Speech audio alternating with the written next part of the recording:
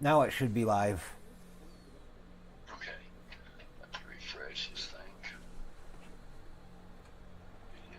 Videos.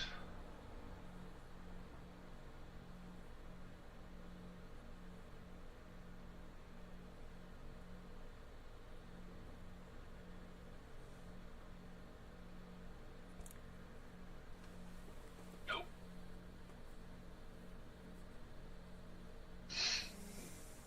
Let me refresh that thing.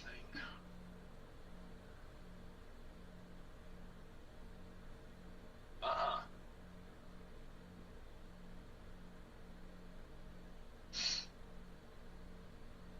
Yeah, it actually refreshed. Just go up and hit your refresh button on the page. Because mine says I'm streaming and says I'm live.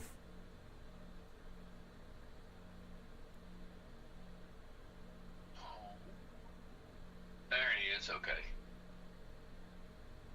Okay, yeah. You're sitting there. It looks like you're in line to go race. If I should be right behind the Brandt CO car.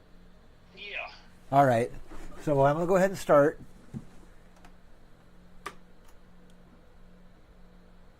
Maybe.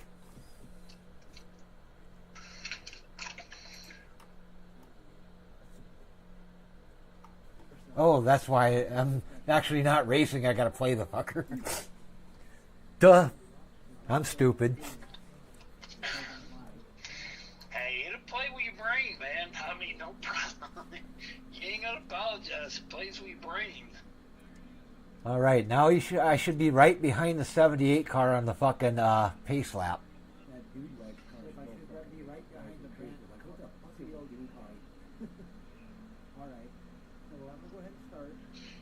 Yep, there you go. You have behind the 78. The dude's white. Yep.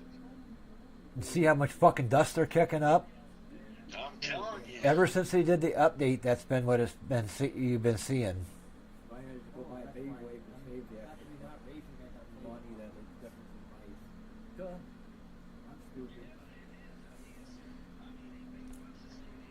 Damn. Like being out there in the desert. Yeah, it's like the fuckers are on fire. Yeah.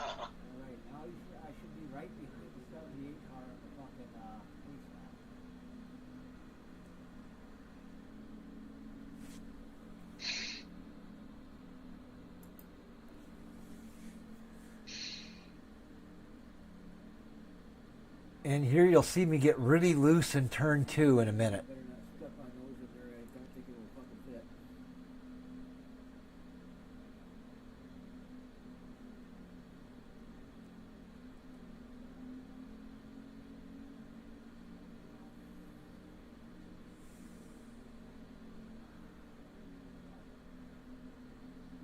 All right, there I got loose, really loose.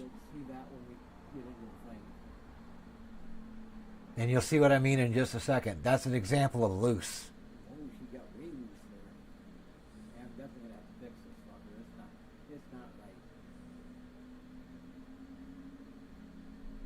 Yep, sure enough. That is exactly. But when I done that, mine would be there. But also, yeah, mine would done exactly the same thing, Chad. But mine was right there coming out of 4, going toward the front stretch at the finish line. Yep. Yeah, I mean, he would break loose so bad. And see, I would lose mine right about here. And mine was getting loose a couple of times, and I've been having trouble with mine on the bottom side of turn 2. Part of it's because there's. I mean, I'm trying to ride the damn wall, right? And I mean, Yep. damn, I go in there and I come down about like you are right here on the front stretch, the back stretch, and again, that's just where I lose my shit. And part of this is because we don't really have any. We should have a 50% track state, at least on mine I do. But part of the reason you get loose down on the bottom side is because they ain't laying any rubber down on that part of the track. And that part of the track is still fairly green. Yep, see, right there, yep, but I'm like 5 times worse right there where you almost lost it right there on the front stretch. Yep. I mean, I completely lost mine like 3 or 4 times. All right, now. Yeah, everybody's riding the top two lines. Yep. That's where all the rubber's getting laid down. So that's why I'm having trouble on the bottom side of the racetracks because there's no rubber down there. Over the course of the run, does it get worse the longer you go, or does it seem to get better the longer you go? And that'll give you an idea how big of an adjustment you have to make. Now there's a couple times when I'm coming into 4 where I hit the wall with the right front corner of the car. That would be tight.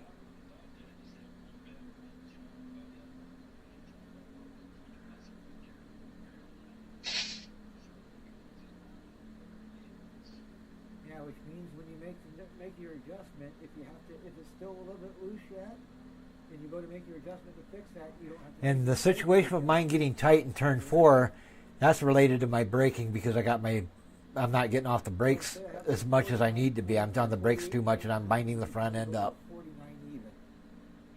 So my tightness is being caused by driving. Okay. Well, I never got tight. I just got loose as hell.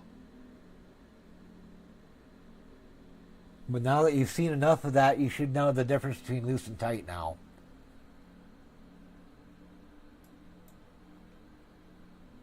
So now that you know that, I'm going to pull my spreadsheet up so you can see what my tire wear numbers and stuff from that run look like.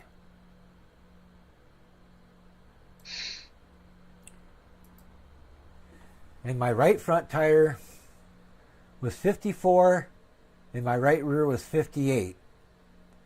What change would you make to that car? Hang on. Wait, look. And keep in mind how squirrely I was coming down the front straightaway. Under throttle. 54, 58.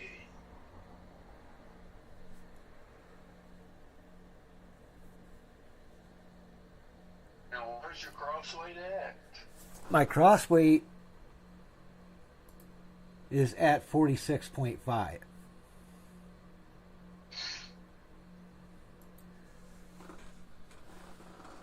But I'll give you a hint. In this particular instance, I'm not going to use cross weight to fix it. No, you got to raise the right rear spring up. Nope, actually I got to do the opposite. You got to lower it. Yep. Because right now it's too stiff. It's making the car squirrely. Particularly on the straightaway. Okay. Under throttle. And it's also one of the reasons why I looped it. So what I'm going to do is I'm going to take my... Here's the thing that, okay, you just said something. When you say squirrely, does it like to go to the left and right really quick and then it straightens out? Yep, when I'm coming down the straightaway and I'm on the throttle, yes, and fucking shoots off to one side or the other when I'm on the throttle on the straight.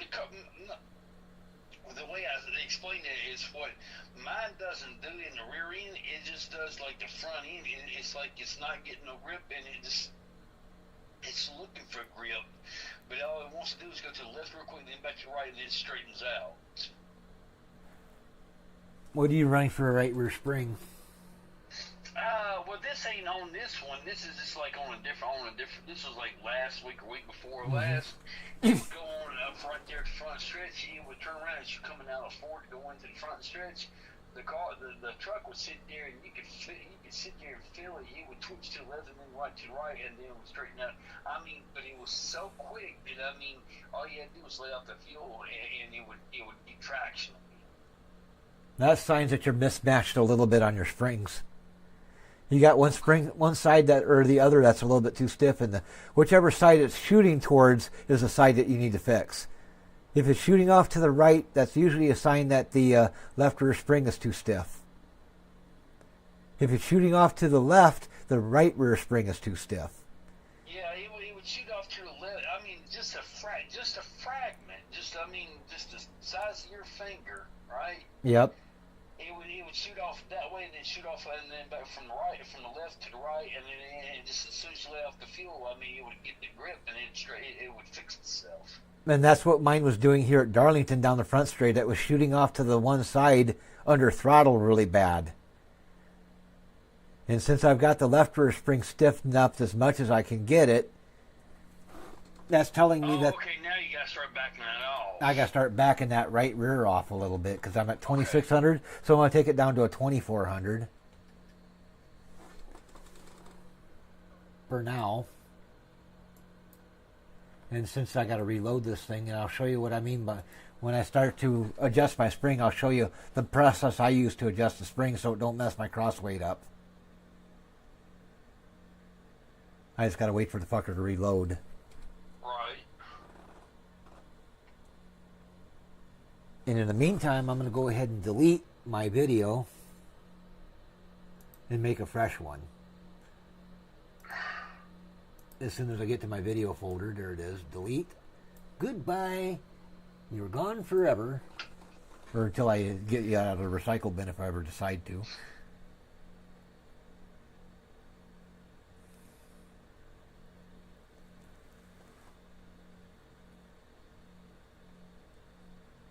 And we are waiting for it to load the AI race. It looks like you're watching my live stream right now, so yeah, you're going to be able Yeah, to, I am. you're going to be able to see the changes I make as I make them.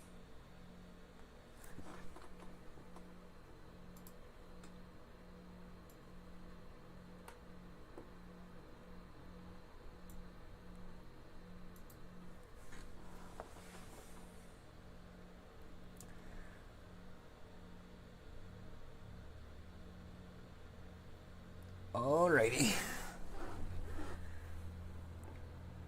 Now I'm going to go to the garage. And chassis. And I said I was going down to a 2,400 pound spring. 1, 2. And that's going to fuck my cross weight up as soon as I do it because I'm at a 47 right now. It took me down to a 47.1. And that's all there is to a spring change. Did you see what I did there? I'm going back and trying to look at this. All right, so you're at 24, correct? I was at a 26. And all you done was take it down to a 24. Yep. And then But you sit there and adjusted your spring set offset. yeah, to correct for the change it made to the cross weight by changing the spring.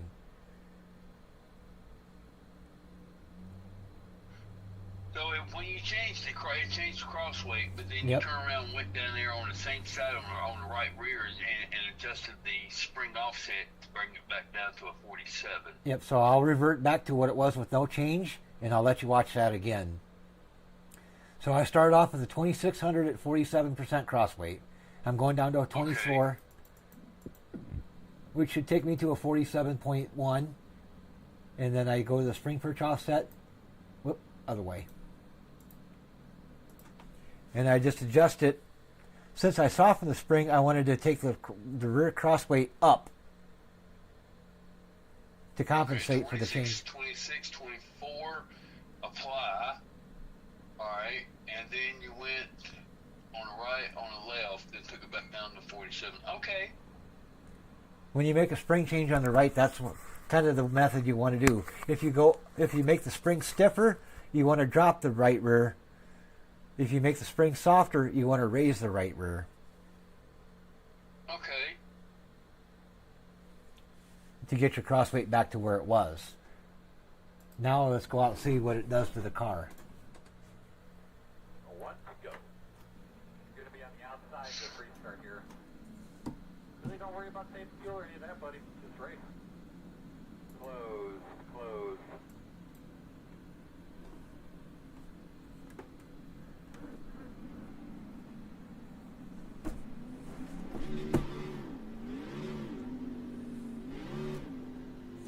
Alright, looks like you're going to be lining up behind the Swan. It is a little bit better on the throttle.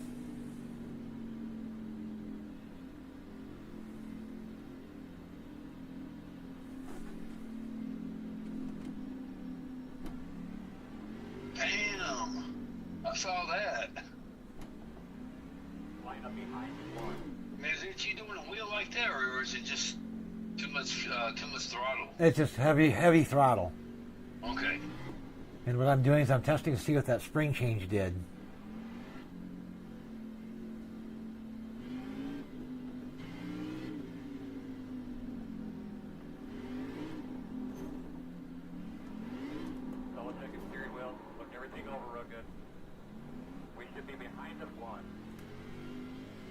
Part of the problem is my tires are cold.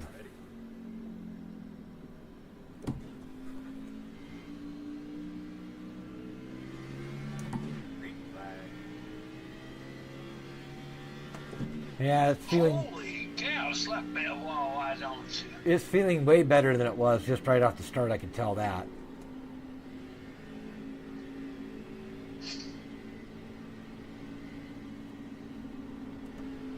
Get out of the way, too. You're holding me up.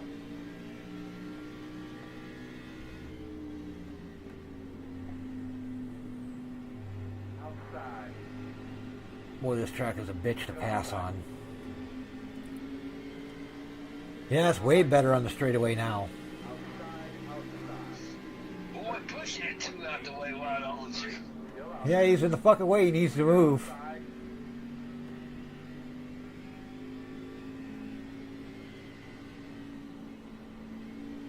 Oh wow, that's a lot better.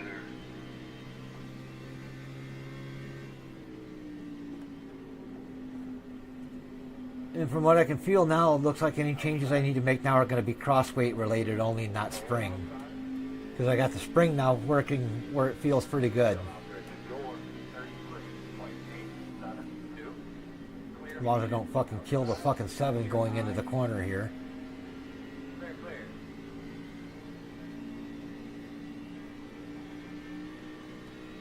Yeah, that's way better now. Dropping that spring 200 pounds made a big difference.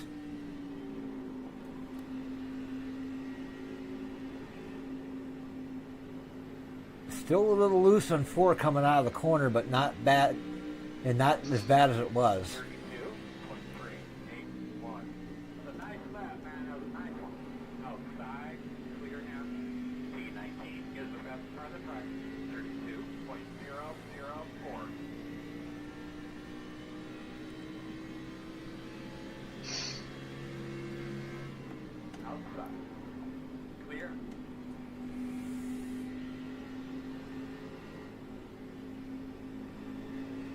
Yeah, she's just a little loose on the exit of 4, but still not bad.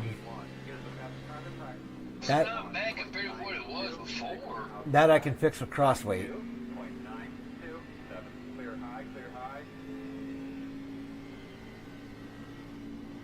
And I'll need to see what my tire wear looks like to figure out what kind of crossweight change I need to make. Get out of the way, near gas. Your ass is in the way.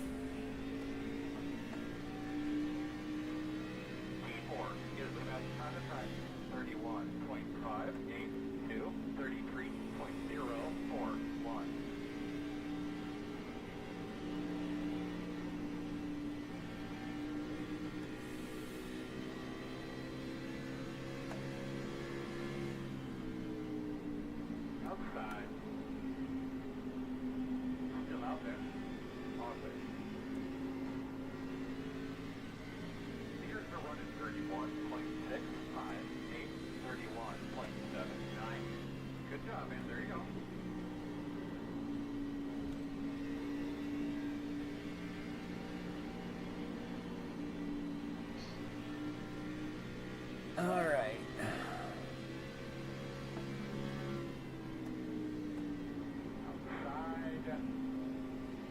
Clear.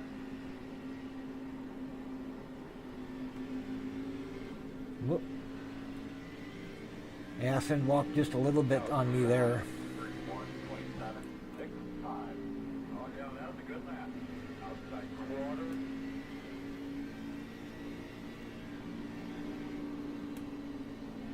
Outside. Still outside. Still outside. Clear outside. Outside. Still outside. You're clear. 33.171.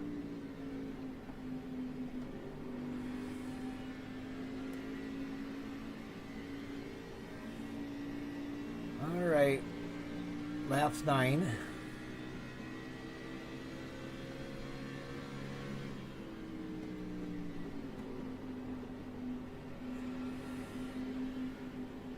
See what I mean by you come up on these guys so fucking fast? Oh, I know it.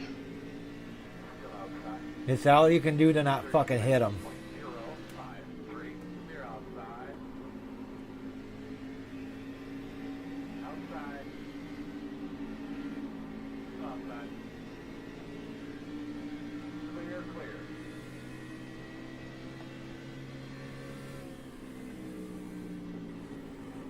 Outside. Still out there. And you're maxed out. Clear high. What's that?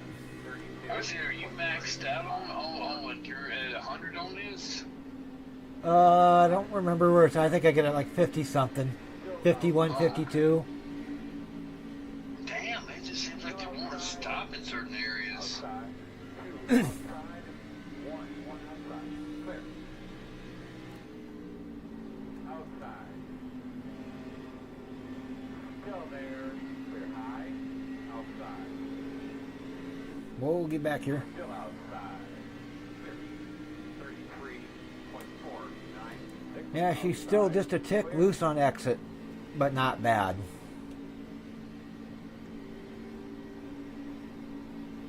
It's enough to get my attention.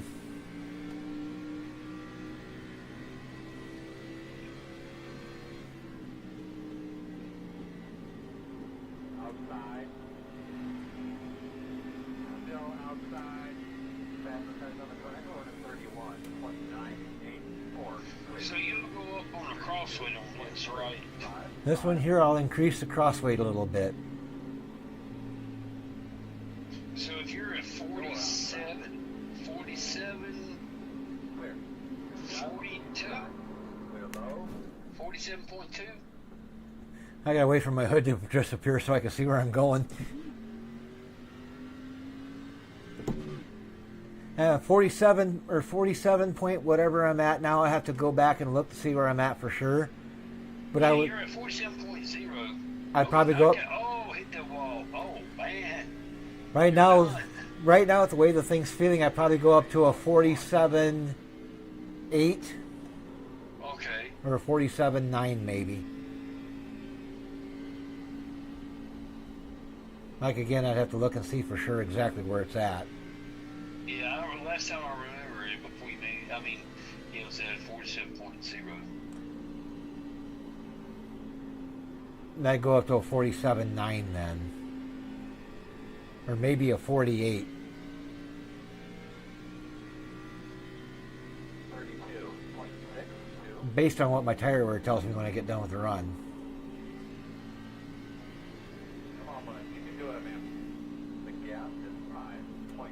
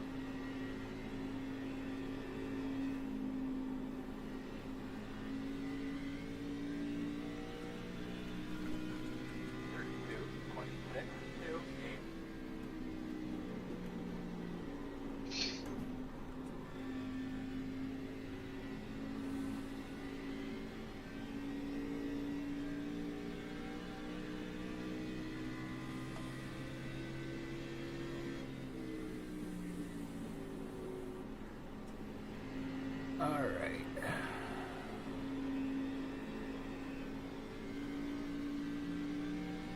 You're going at full 30, right? Yep. 32.267.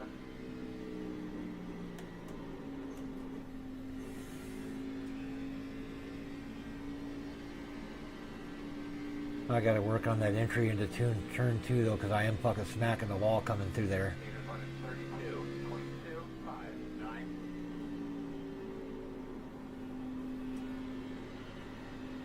32.259. I'm not hitting that entry correct. I see you smacking it. Yeah, because I'm not hitting that entry right. I'm fucking coming in too shallow.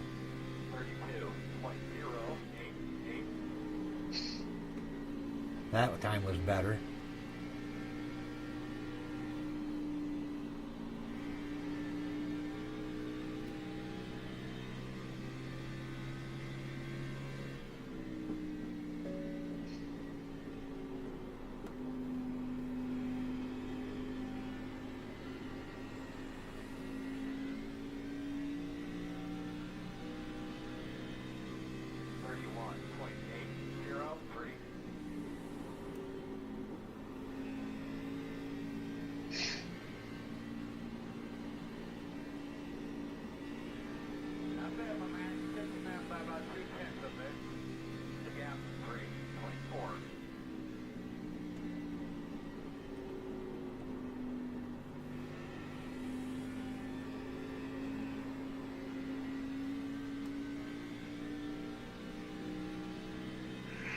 Yeah, mine's getting a little bit easier to. It's not as loose as I get toward the end of the run. It's starting to improve,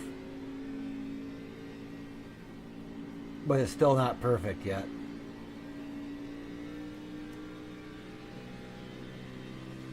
I like to see what that 40. I like to see what that 47.9 does. Yeah, we'll find out here in about 9 laps or so.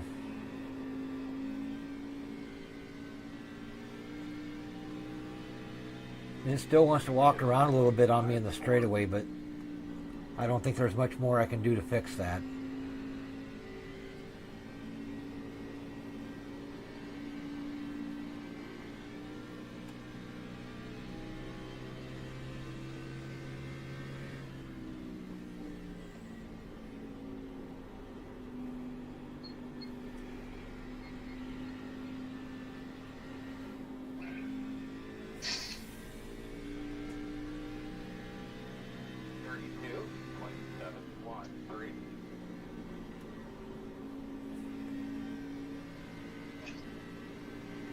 I was going to do that. I was going to tell you.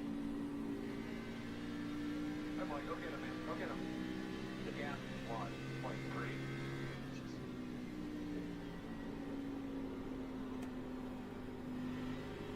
They just knocked out the gas. Yeah, I did.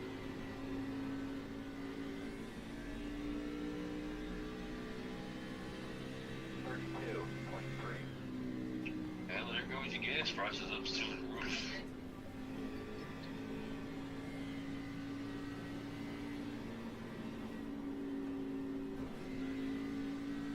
I remember that one. Leader is running 32.631.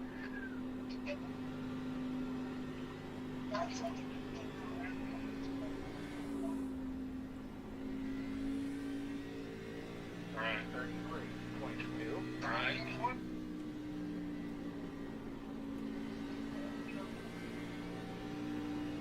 Go for America now. All right, 5 to go. Fucking Yeah.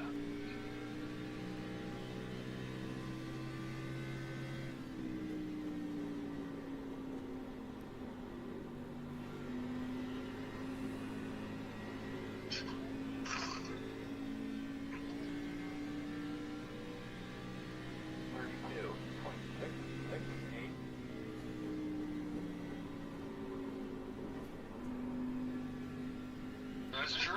Well, only 1%. Right. Man. You can find it, buddy. Find that line, man. The gas is 2. Damn.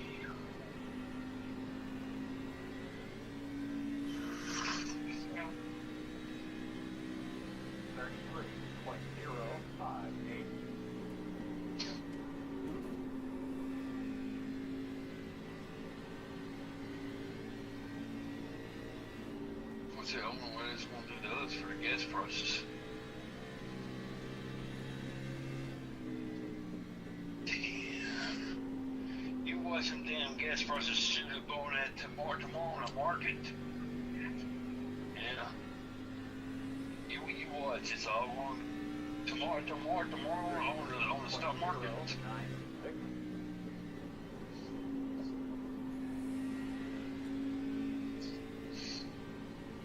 Wow.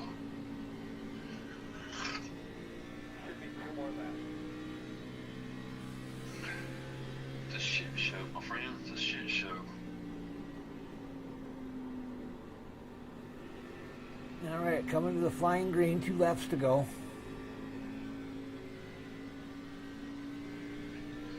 Woman got me some coffee.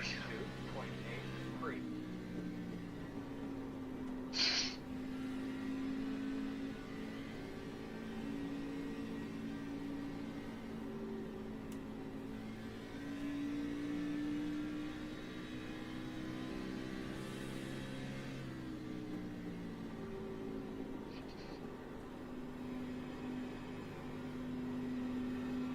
White flag this time.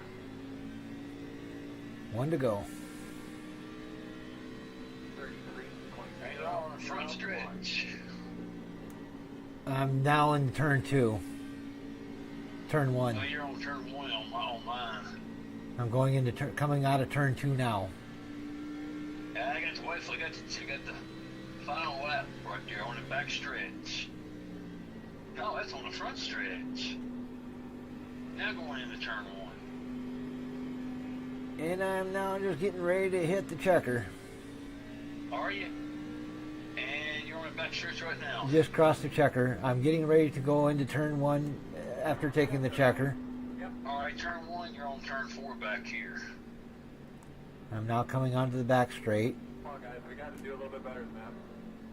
Got a little bit better on that. I'm Just cross the working ticker on- line right there. I'm working on it, Coach. That's why I'm out here doing these AI runs to get this fucker as dialed as I can in race conditions. Now can I get on pit road without fucking killing everybody doing it? I'm telling you, man, you're the only one I know that does this and show. Because nobody else out there that would do what me and you do. Here we go. And you wonder why everybody fucking wrecks out. Right? Alright. Alright, we need to get our shit here, so we need 31 766. Last lap was a 32 666.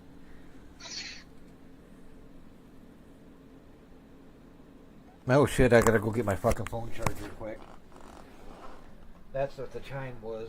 15% remaining.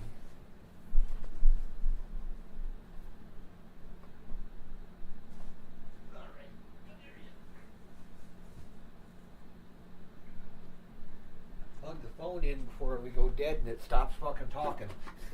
Oh, I know that now. Okay.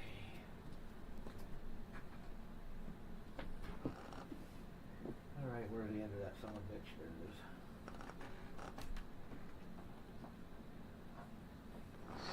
Alright. Now to get in back into my rig without catching my fucking leg on the charging cord for the phone.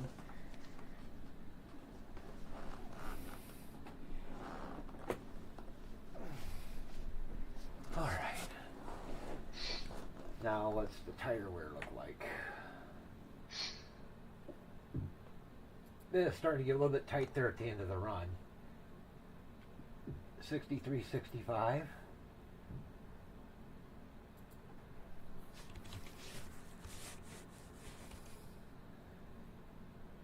And for the cross weight, 47 even. Yeah, I was right.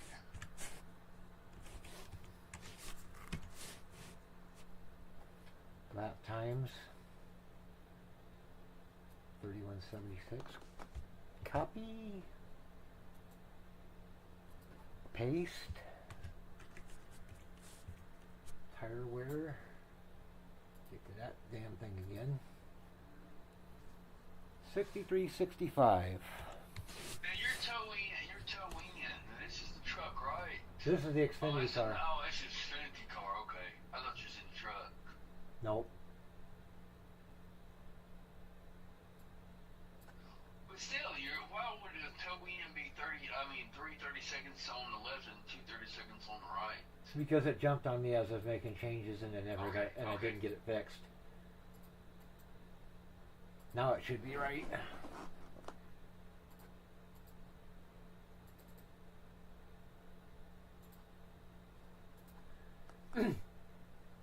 Toe-in is a very sensitive adjustment. It's one of those adjustments that you change the littlest fucking... You look at the fucking car and the toe will change. Right, I agree with that now. That's so true. Alright, so based on what we got here, this is where we're at. I dropped that right rear spring down from 2600 to 2400. Right. And our tire wear is now... The right front is at 63, right rear is at 65. After 30 lap run. And before I do anything, I gotta go drain my lizard.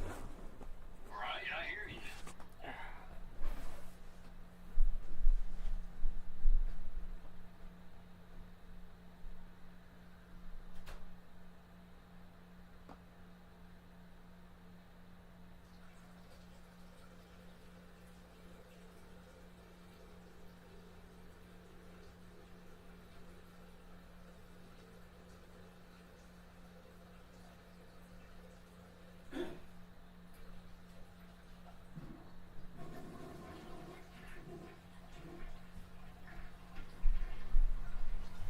Now, based on what that tire wear is telling you, what's that tire wear telling you about my car? How it's handling?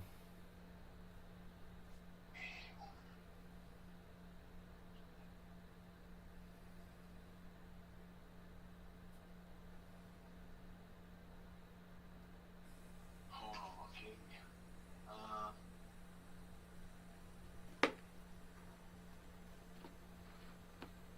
It's tight. A little bit at the end of the run it was. It was starting to feel a little bit on the tight side. But remember how it was a little bit loose on the exit of turn 4 right at the beginning of the run? Right. The reason for that is look at the difference between the right front and the right rear. How much difference is there?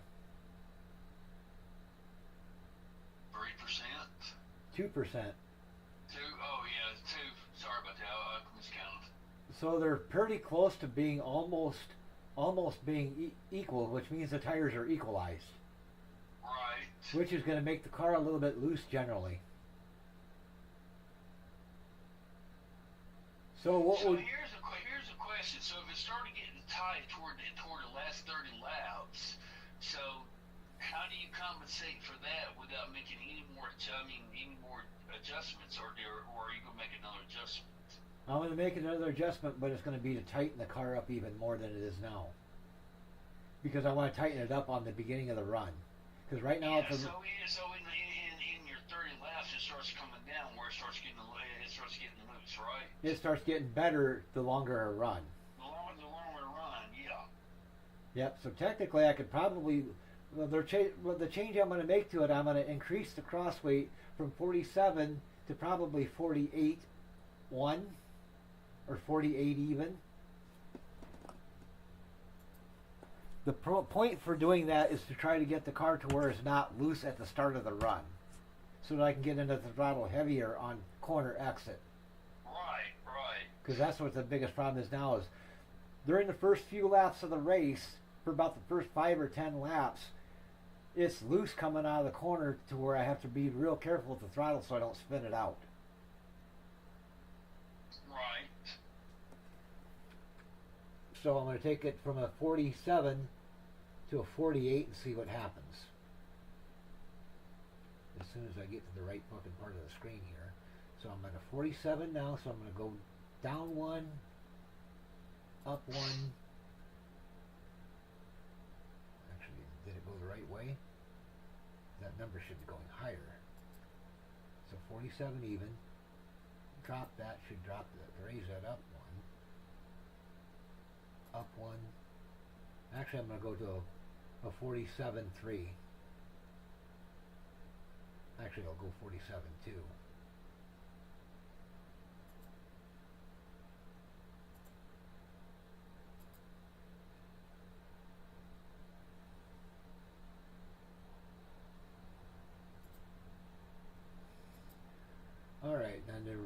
mark my changes.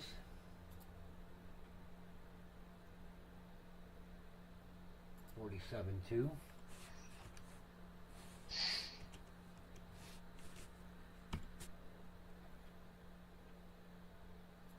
And now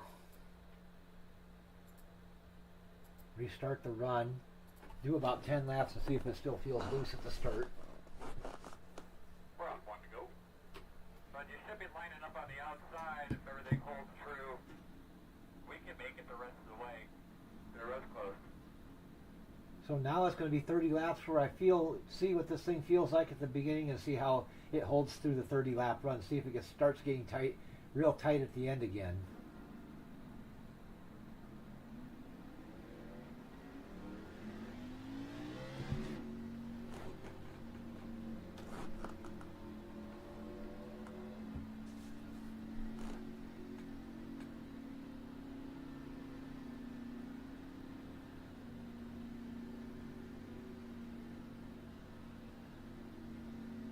And right now I think I might be at the point where I'm ready to start fucking with shocks.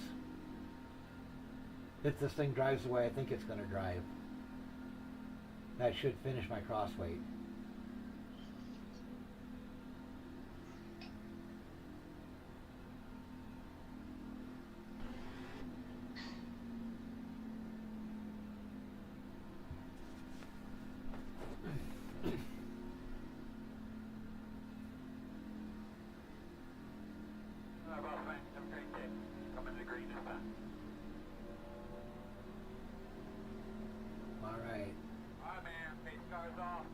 Time to kick ass and chew bubble gum, and damn it, I'm all out of bubble gum.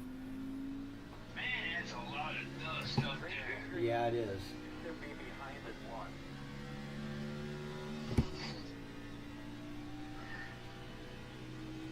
Was there really a lot of dust at Darlington like that? I don't remember how much dust there is at Darlington. I've never actually been to Darlington in person.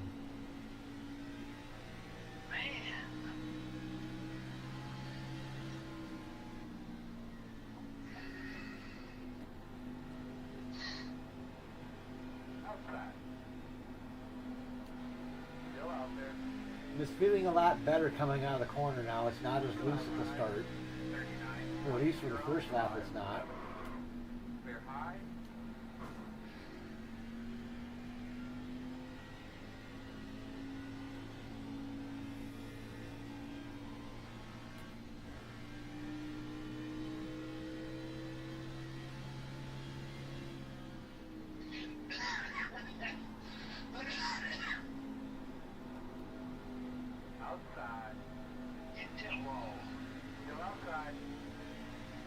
Yeah, I locked the brakes up so I wouldn't hit the fucking 21 car. Outside is clear.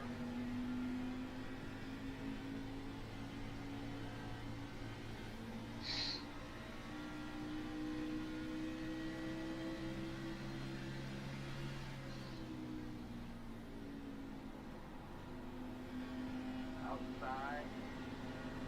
But it definitely feels a lot better on the exit of turn 4 now than it did before. 31.531. Still out there. 33.009. That's good, man. You made some progress that lap. Keep it up. Clear, clear, clear.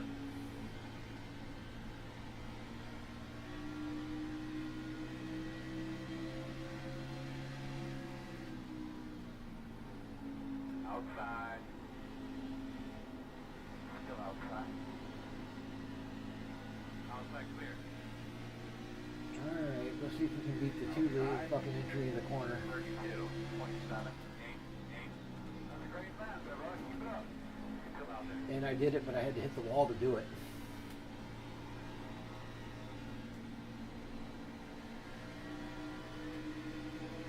Outside. Too wide outside. Still there. One outside. Still outside. P1. Yeah, she's actually driving pretty good right now. 0.441. Clear high, clear high. 32.024. There you go. Good job.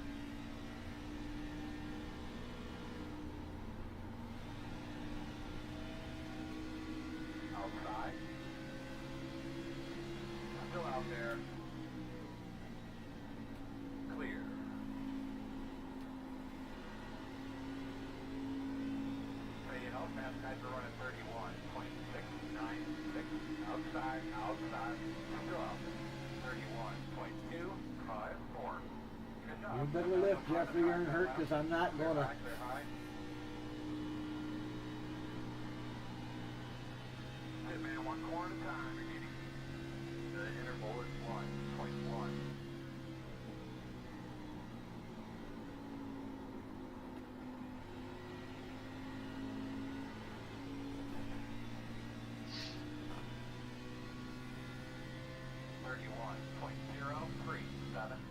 You're the fastest car on the racetrack.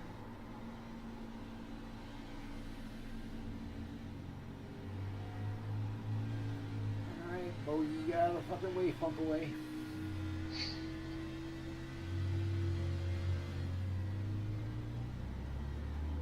Outside. Still outside. Oh, that was sketchy as hell. Quarter outside. Still there.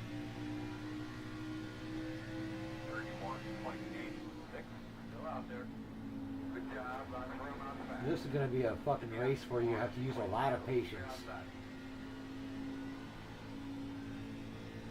Still there, Robert? Yes, I am. I'm sitting there watching it. Just want to make sure we didn't drop the call again.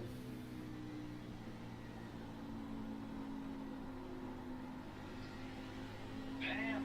Yeah, pump that tracker. 32.648.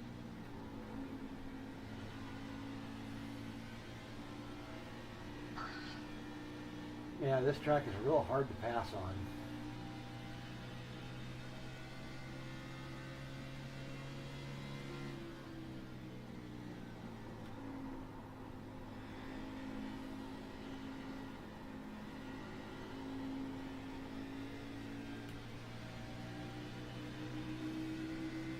Right, right, because I ain't going to beat him in the corner without running him over doing it.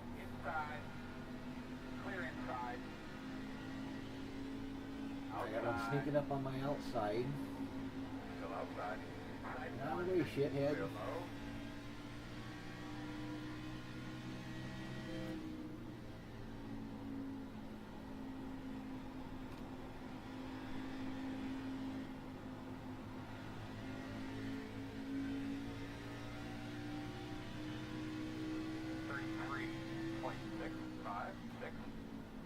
One inside.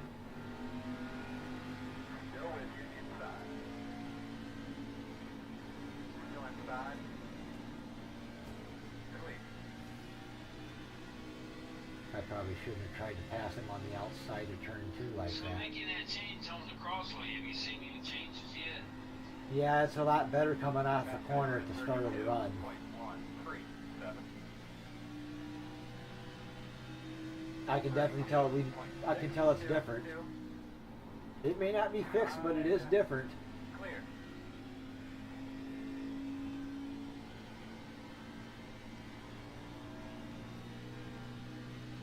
It actually feels pretty good actually right now.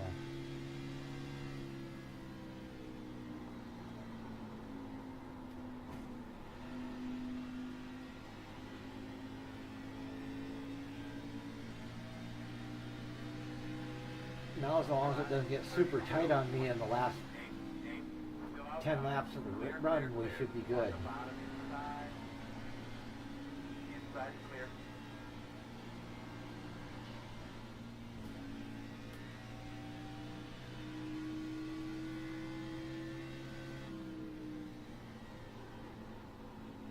I'll know for sure if it worked here in about 15 laps. Outside. Get out of the way, fucker. Clear, clear, clear. If you won't move, moving. 32.529. Oh boy, keep going, man. Closer you get to the front, the faster you're gonna go. You're doing a great job.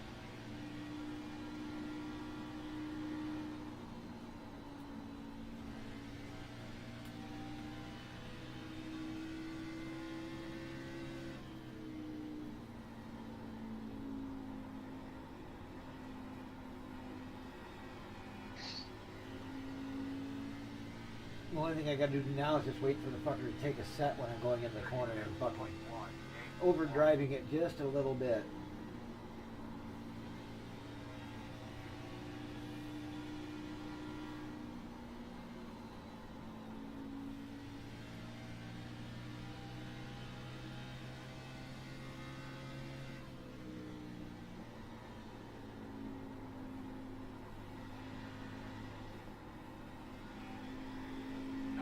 back.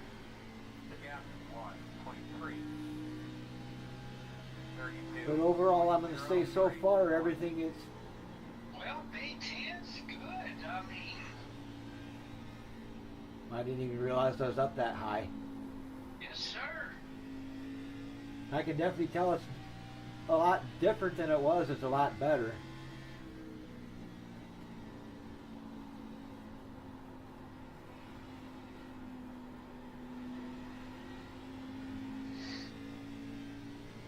The car's a lot more predictable at any rate. I know what to expect from it now.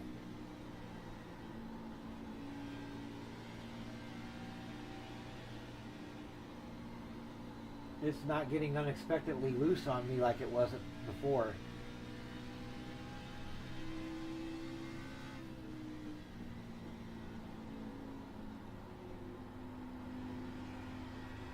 Leaders are running 32.021. 32. I'm sure it definitely looks a lot better than it did when we first started with it.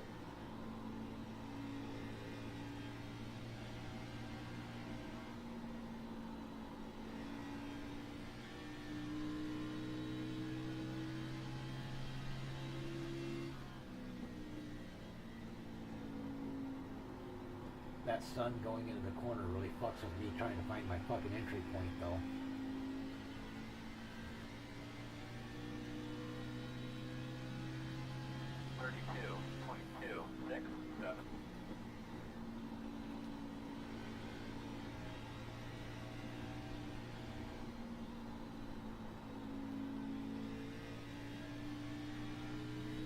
Ten to go.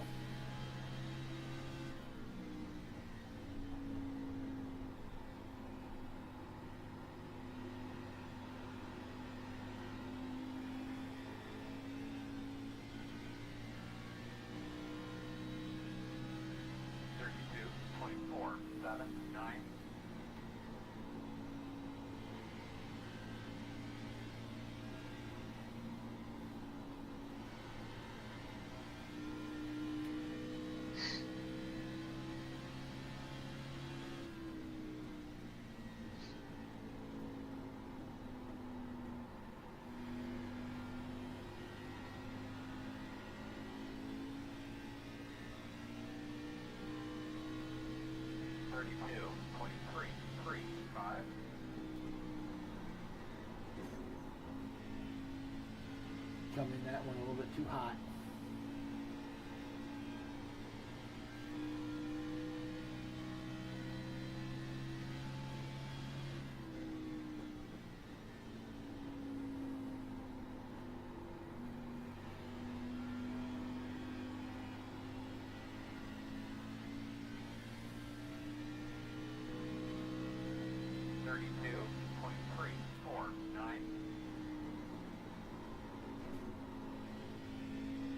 I might need to use a little bit of brake coming into turn one.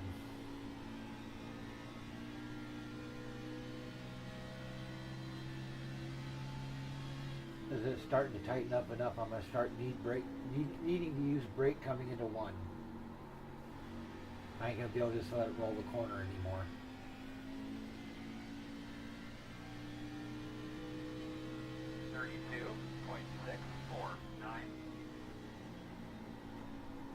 There, that's a lot better. A little bit of brake helps.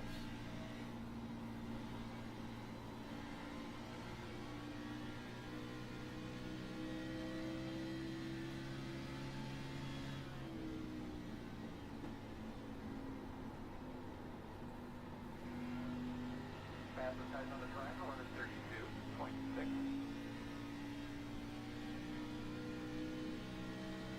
32.244.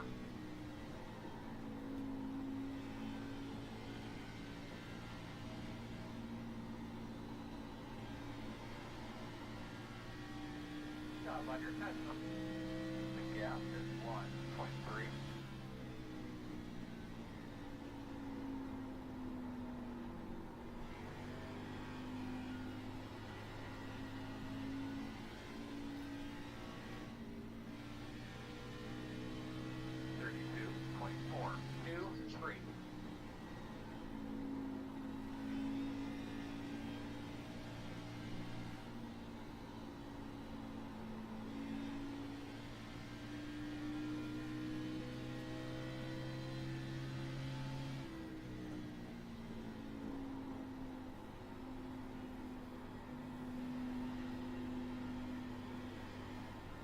when the tires start to go away, you gotta slow down so much in that fucking turn forward to make the fucker stick.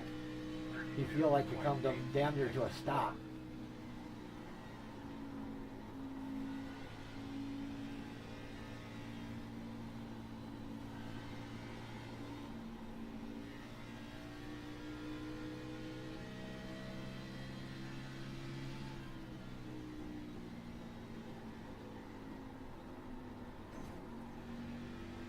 Yeah, I'm starting to lose the right front now, I think.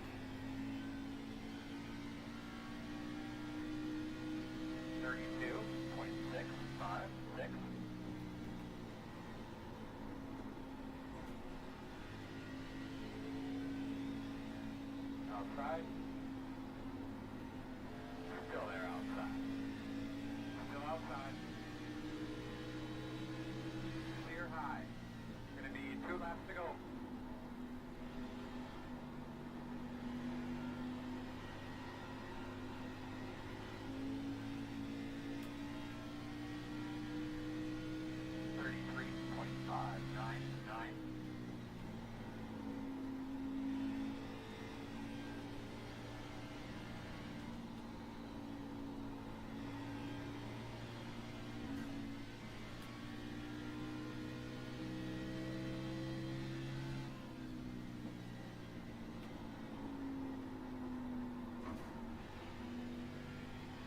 Yep, the right front's gone. White flag this time.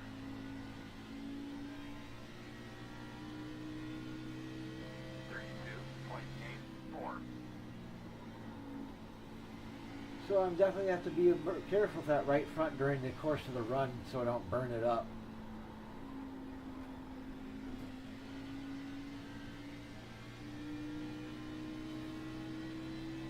Yeah, I see where it's wobbling.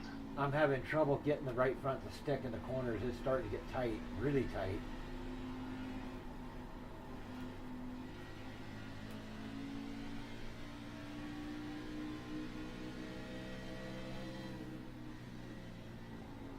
Checkered flag. Now how badly did I smoke the fucker? Man, that's embarrassing.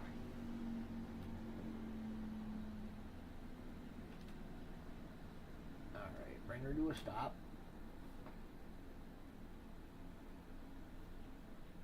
Alright. Let's see here. 31037. 3345.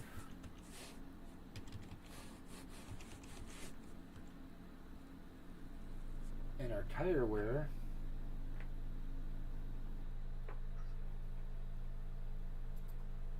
is a 5173.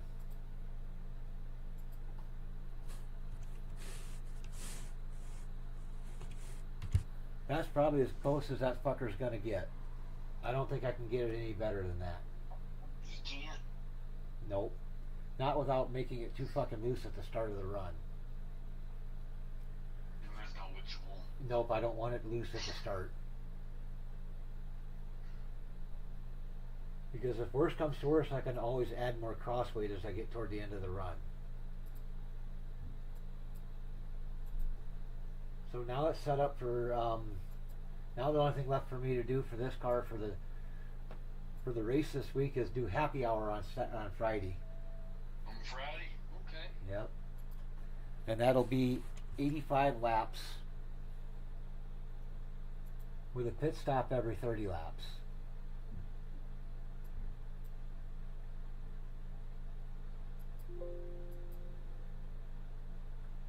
$25 laps would probably be better yet, but I don't know if I'm going to have enough tires to do it. 25 laps. Right.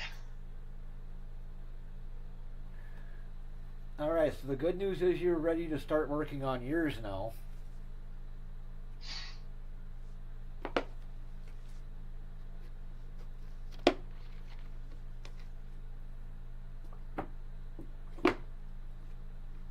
just be glad to get this damn truck done. This truck done and over with.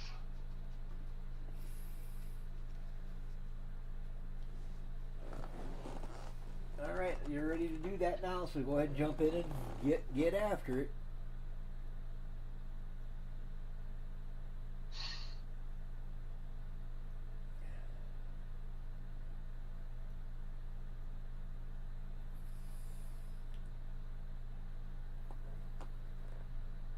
But now you've had a lesson in seeing how I jump between springs and crossweight to adjust for a car that's not handling.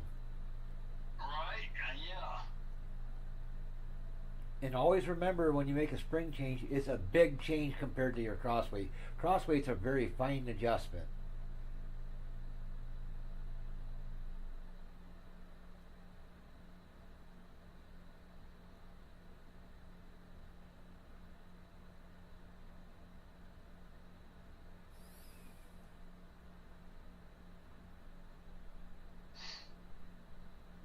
And this is where the vehicle you're having the trouble with it being loose, right? Right.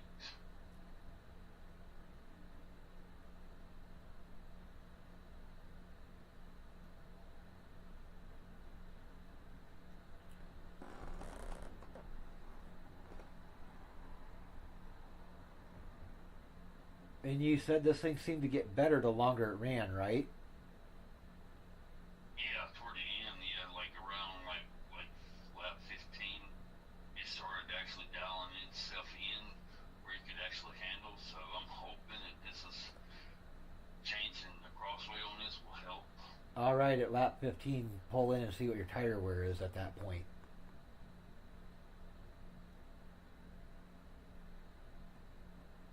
And see how close it is to being equalized.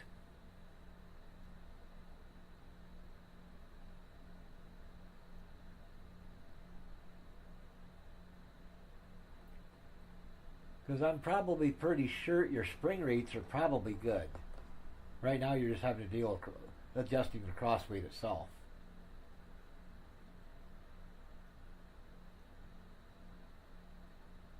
Bleh.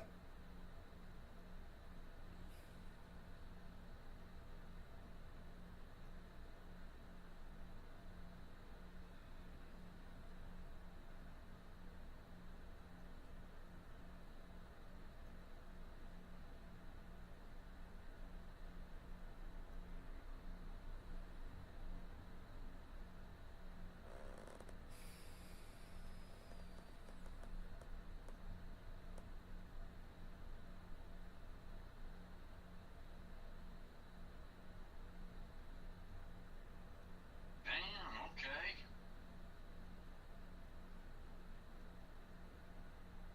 If it stays like this, I'll be happy.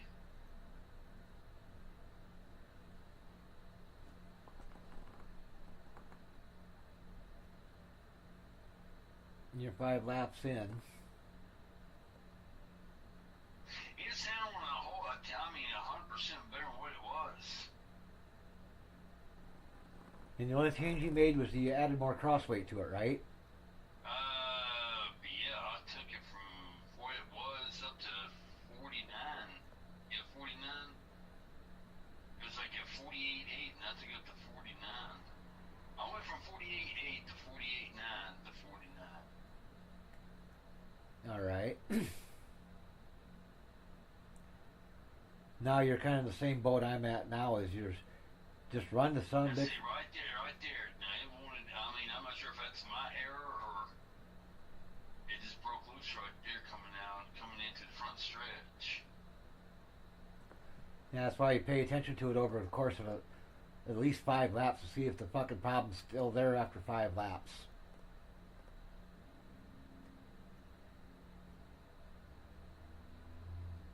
There you got loose. I went 9 laps and it didn't do it. So I mean, I'm thinking it might have been my stupid error, but I don't know yet.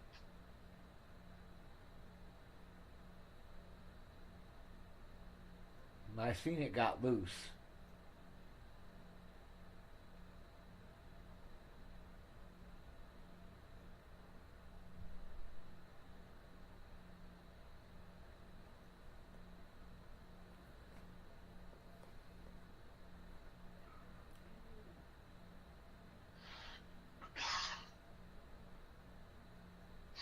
And you're looking pretty good through that corner. That time anyway.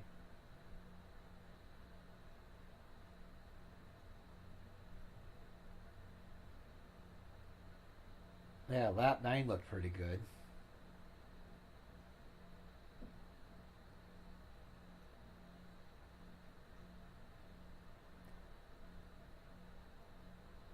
Where you're getting loose is completely different place to where I've been noticing it getting loose. I've been noticing it getting loose coming out of turn 2 when I get down to the bottom of the racetrack. Oh, yeah. Mine does the opposite of what yours is doing. Yours is getting loose where mine's usually getting tight. Right? Particularly when I'm trying to pass another car. That's when I really notice it getting tight.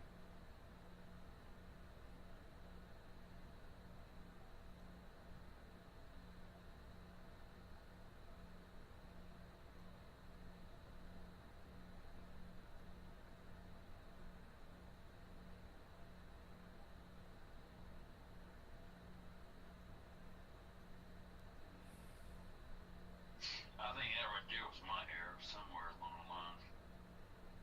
Because so far, I mean, it's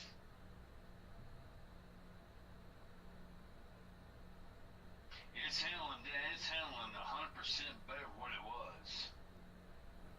Yep.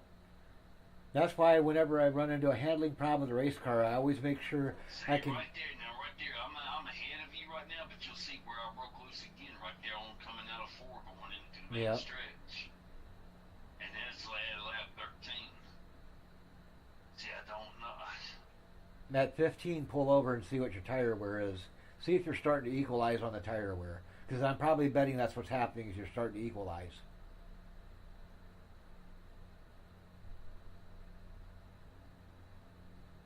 And when you start to when the tires start to equalize, that's when you're going to start to feel it get loose, or it's going to want to feel like it snaps loose.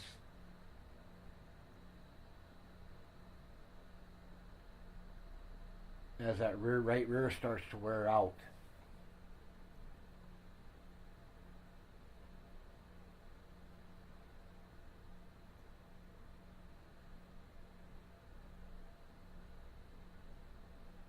Okay, lap 15.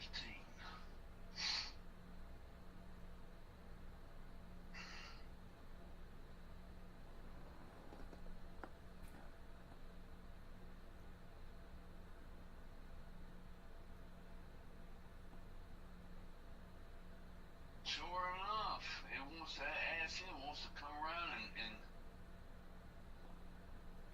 that was on 12. Alright, let's see what your tire wear looks like. Yeah.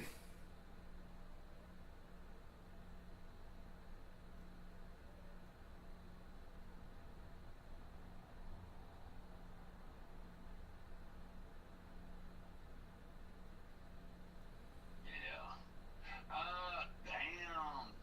96, 92. I'm waiting for it to catch up on my end so I can actually see your numbers.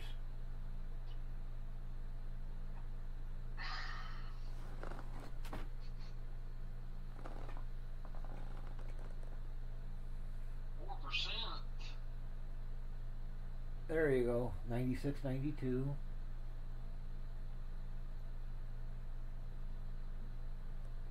Alright, where's your cross weight at? Cross weight is at 49. Go up to a 49.1 or 49.2.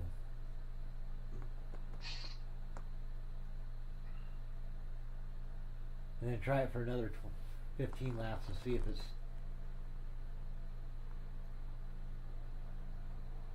Yeah, because it's still a little bit loose yet from what up the tire wear is telling me.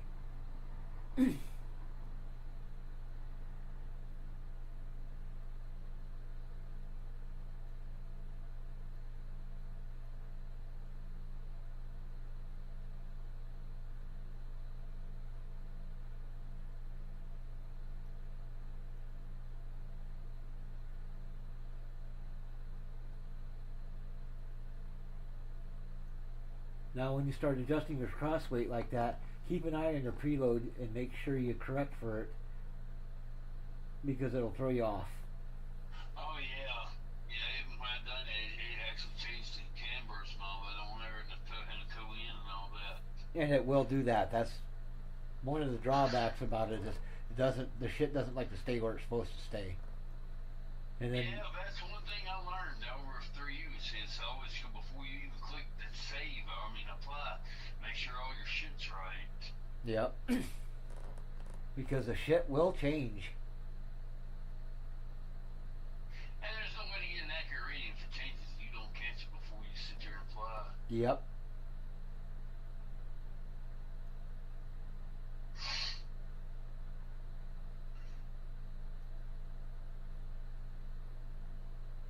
That's why I never quite understood why fucking Emily was always so gung ho about hiding her setup. Because, yeah, granted, if I see her fucking numbers and shit, an experienced setup builder can duplicate it. But for the average Joe that's going to be watching her stream, they ain't going to have any fucking clue how to build her setup. Someone like me or you. And again, I can take hers or I can take yours, and I can write it, but it might not handle as like it wouldn't handle as good as if I had to go in and tweak it to my specs. Exactly. It'd be like running around wearing their underwear. Right. Or trying to run in their shoes. It's just not going to feel right.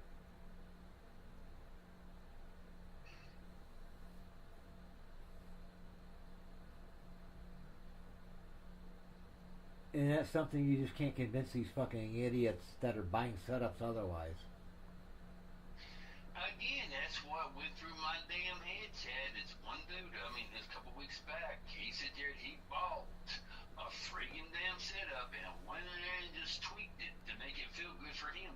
Why the hell did you buy it, man? Just go there and make your own shit. If you're going to tweak it, you're wasting your money. Yep. Build yourself a baseline like we did for us, and then tweak it till it's right. That's all there is to it. And the nice thing about having the baseline set up is if you do have a week where you don't have time to get a setup built because of shit coming up, well, because life happens and shit like that, you don't always have time to get the setup built before it's time to race. At least with the baseline setup, you've got something to get out on the track with to at least get your participation credits for that week. Right. And then you can always come back next week and hit the next race. Because I understand people don't always have the time to sit down and completely build a setup from scratch like we do. Because shit, they've got fucking things come up, they got work or appointments or whatever. I run into that a lot where I've got doctor's appointments through the week and I may not be able to get the setup for a couple of days. Hey, I remember when I was on the road, man, before I came out for all this right here for workman's comp. It was a shit show trying to come in on a Friday and build a setup to go run on the following Saturday. Yep.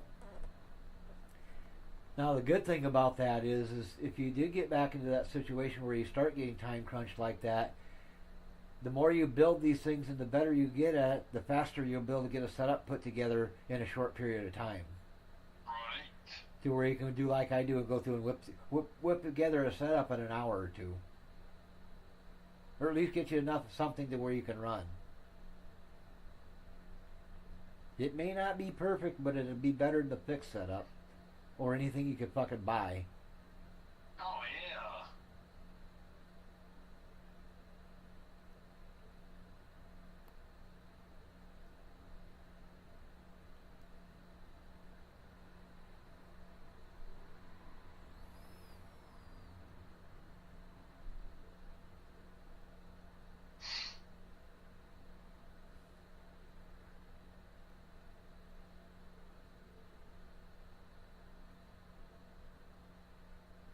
I've always thought, man, if I couldn't do it, man, I was like, try to.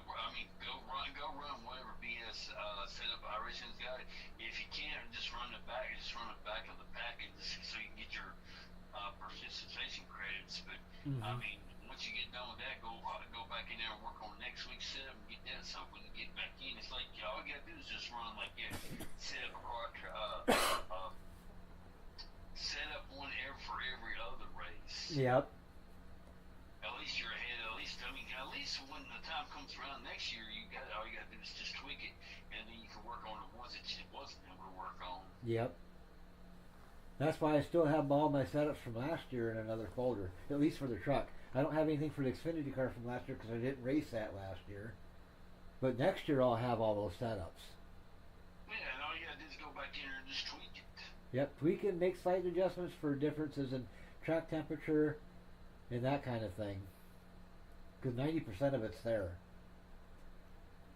Providing iRacing don't make a big fucking update that breaks everything. And you in line. And they do like to do that now and then. Well, they'll make fucking... They did that with the Xfinity car and the truck to where they made such a change to it. You load up a fucking setup that you had that worked really good and it doesn't pass tech no more. And it doesn't pass tech no more. Yeah. And then you got to figure out what changed so you can fix it. Usually what will happen in that situation when they do that, I'll just build a new setup from scratch. I won't try to fix the existing setup because usually it's too fucked up to fuck with at that point. Because they made such a drastic change to the model of the truck. That you're best off just going back to a baseline setup and rebuilding it from scratch. And rebuilding it from scratch. Yep. Yeah. Well, I hope they don't do nothing with the trucks, to be honest. So. I've got to go through and rebuild my Daytona and Talladega setup for the Xfinity car because of the drafting change. The draft package changed. So I've got to update that setup. But luckily, since it's just the draft package that changed on that, I should be able to update the existing setups I've got now and have them and get them to work and at least make them work. Right.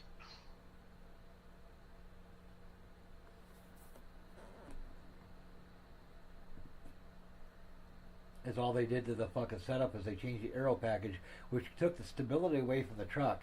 It didn't make it to where everything fucking pop the fucking setup up and everything's fucking flashing red at you, bitching it's too fucking high or too low or whatever.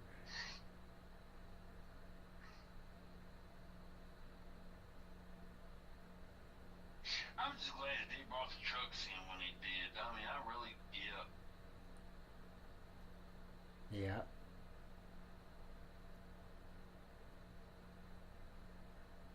What I'd like to see them do now is make that fucking ARCA series a fucking open setup series where I'm hoping I'll hear something back from iRacing in the next couple of days. yeah, keep the fucking fixed setup for those that want to run that, but at least give us an open setup for ARCA so that people have something to move into to practice building setups before they upgrade to truck series.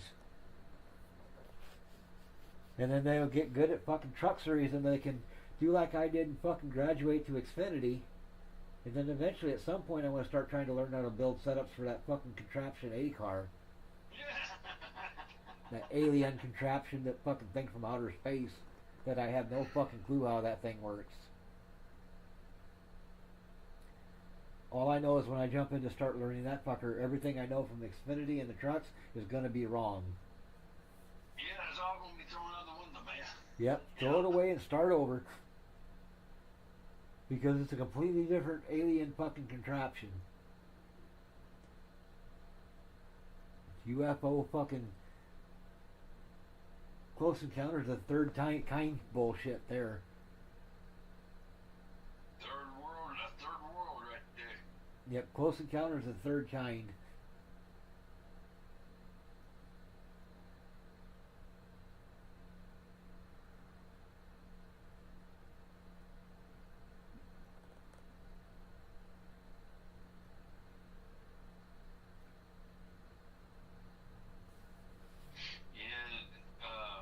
I just heard that they took 2 ballistic missiles, man, over there and blew up 2 things over in Qatar for the natural gas lines over there. No, Damn. the Iranians did that, or did we do that?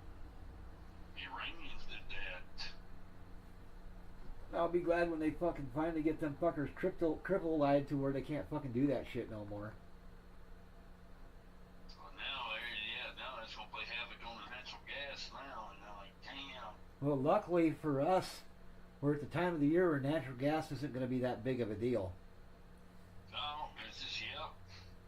It might drive electricity prices up a little bit because a lot of your fucking electricity plants are fucking natural gas fired now.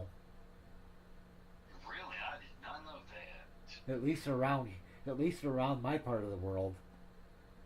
You get over fucking like Ohio, around where Emily lives, and in the Northeast and the East Coast, you might have more coal-fired plants, but most of them in the Midwest are generally natural gas powered, or they're using hydroelectric. I did not know that. Yep. Damn. That's why when the price Yeah, of, that puts a hurting on you guys. that's why when the price of fucking natural gas goes up, your electricity bill goes up.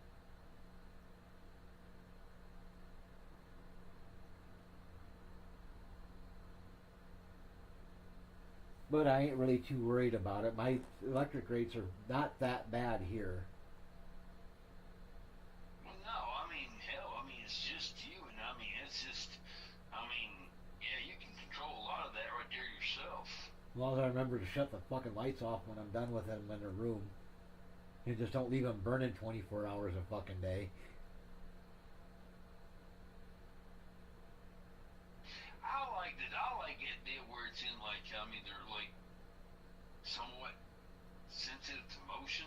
That way they come on, and I mean, Yeah. if you're in there, all you gotta do is wave your hand and it comes back on. But if something happens, I mean, it goes off. Yeah, Dad's got those in the garage. Hey, I went to a bathroom one time. I kid you not, Chad, man, and I was in there, and damn, if the light didn't go off, like, really? And you gotta sit there and move your hand a certain way to get it turned back on. Yeah, I used to do janitorial work years ago, and they had a lot of the fucking classrooms at the college I used to clean set up that way. You had to, if the lights went out while you were in their room cleaning, you had to wave your hand in order to get them to turn back on, or get up and walk Right. around. But yeah, I mean, to me, I mean, hey, I would like this. I think that's the way. If it's, yeah, I think that's the way to go. I mean, for me, I would do that in my house. And the scary thing is those fucking motion detector fucking switches aren't that expensive. No. And they're not. I mean, you know, I mean, you think about it.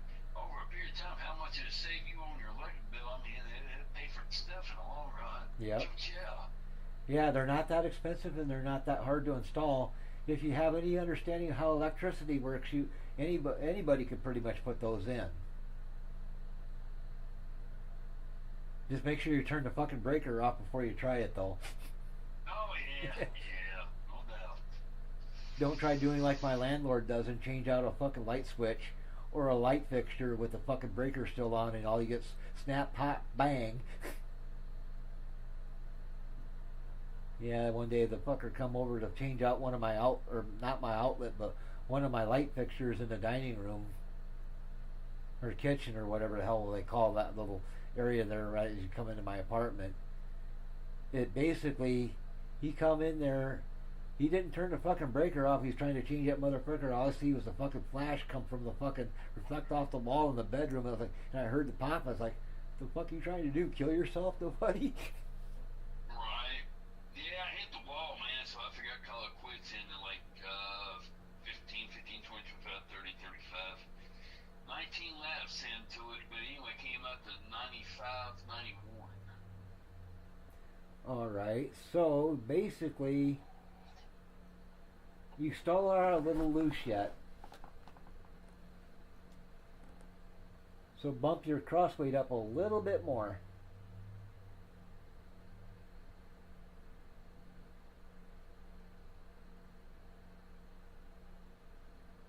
It didn't feel like it was starting to tighten up or get too tight on you, was it? No. Absolutely not. Alright, so go to your cross weight and bump it up another 1/10%.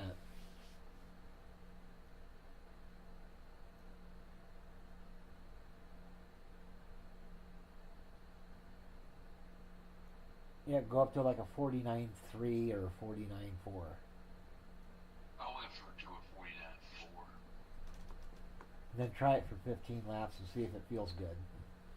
And see what your tire wear fits. Because theoretically, you'd like your tire wear to be within about 1 or 2% of each other. Okay. With there being more wear on the right front than on the right rear.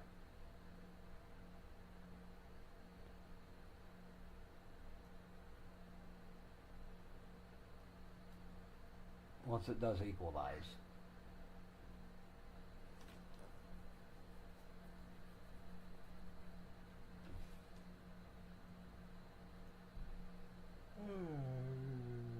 Okay.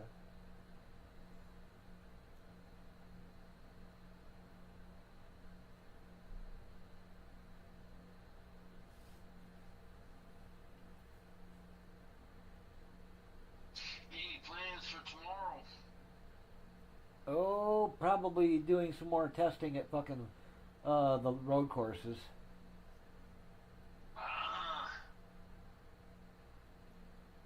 Just to get more seat time and track experience with that, since my road course setups are built.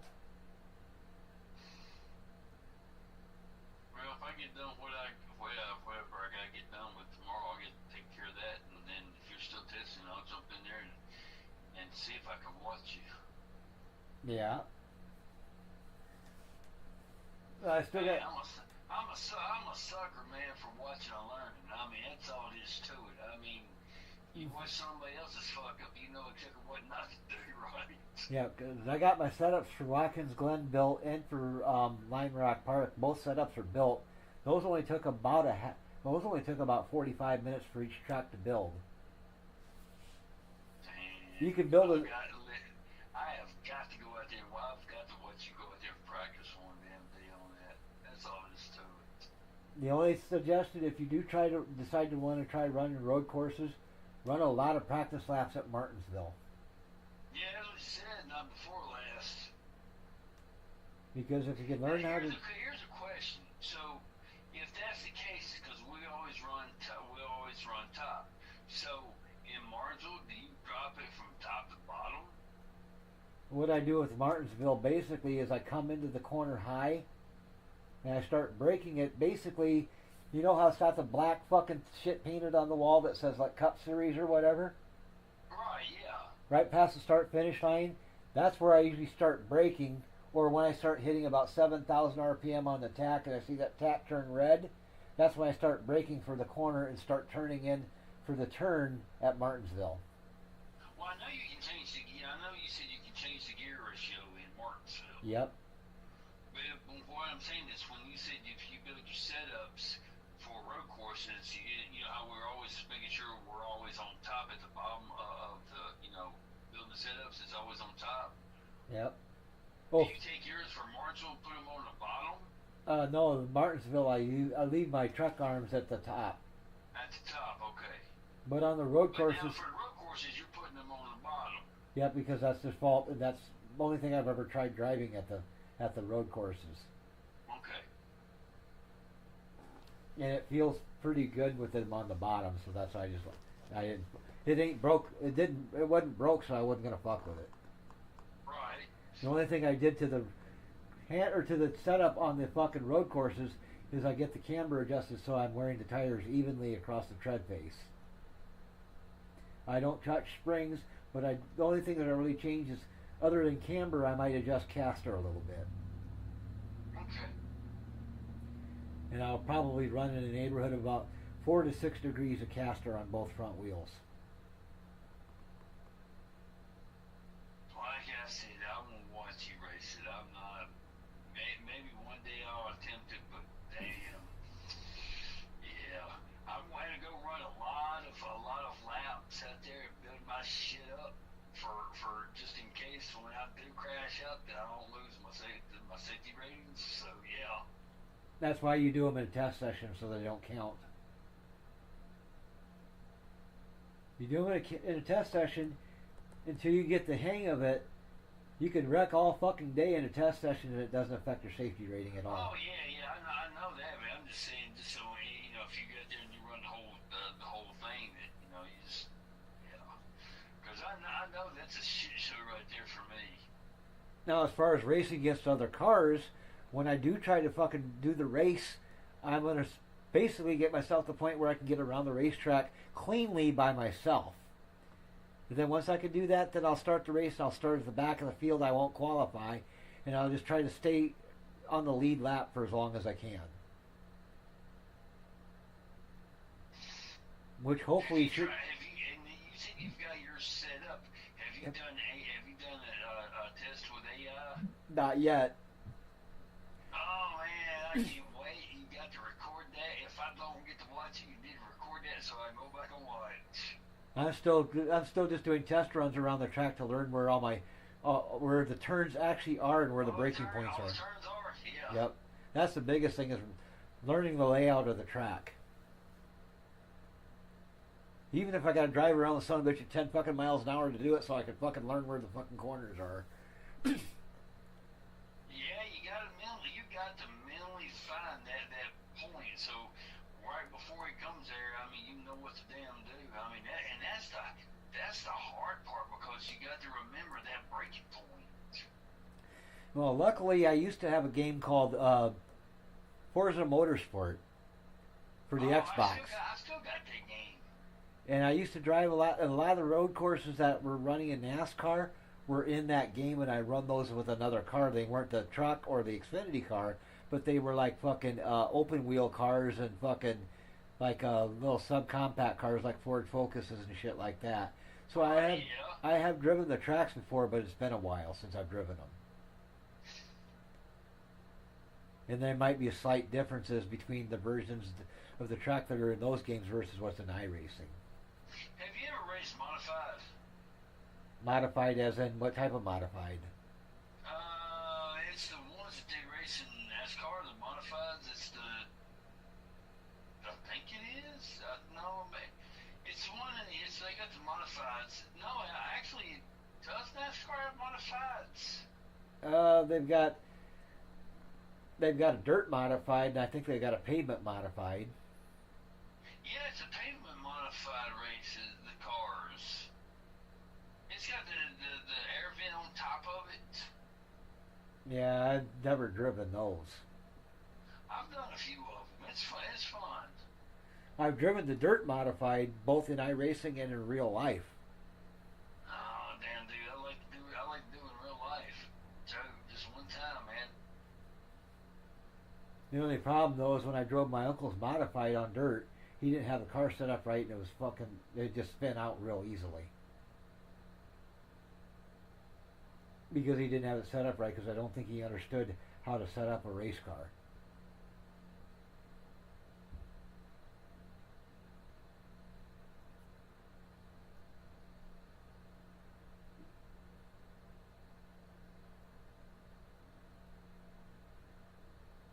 Because you went in the fucking corner, that fucker, if you were on the throttle at all, that motherfucker would just spin right out on you. Right. So either A, he didn't have the fucker, either he had fucking wrong spring package in that fucker or something, because you just couldn't drive it. You couldn't drive the fucking thing.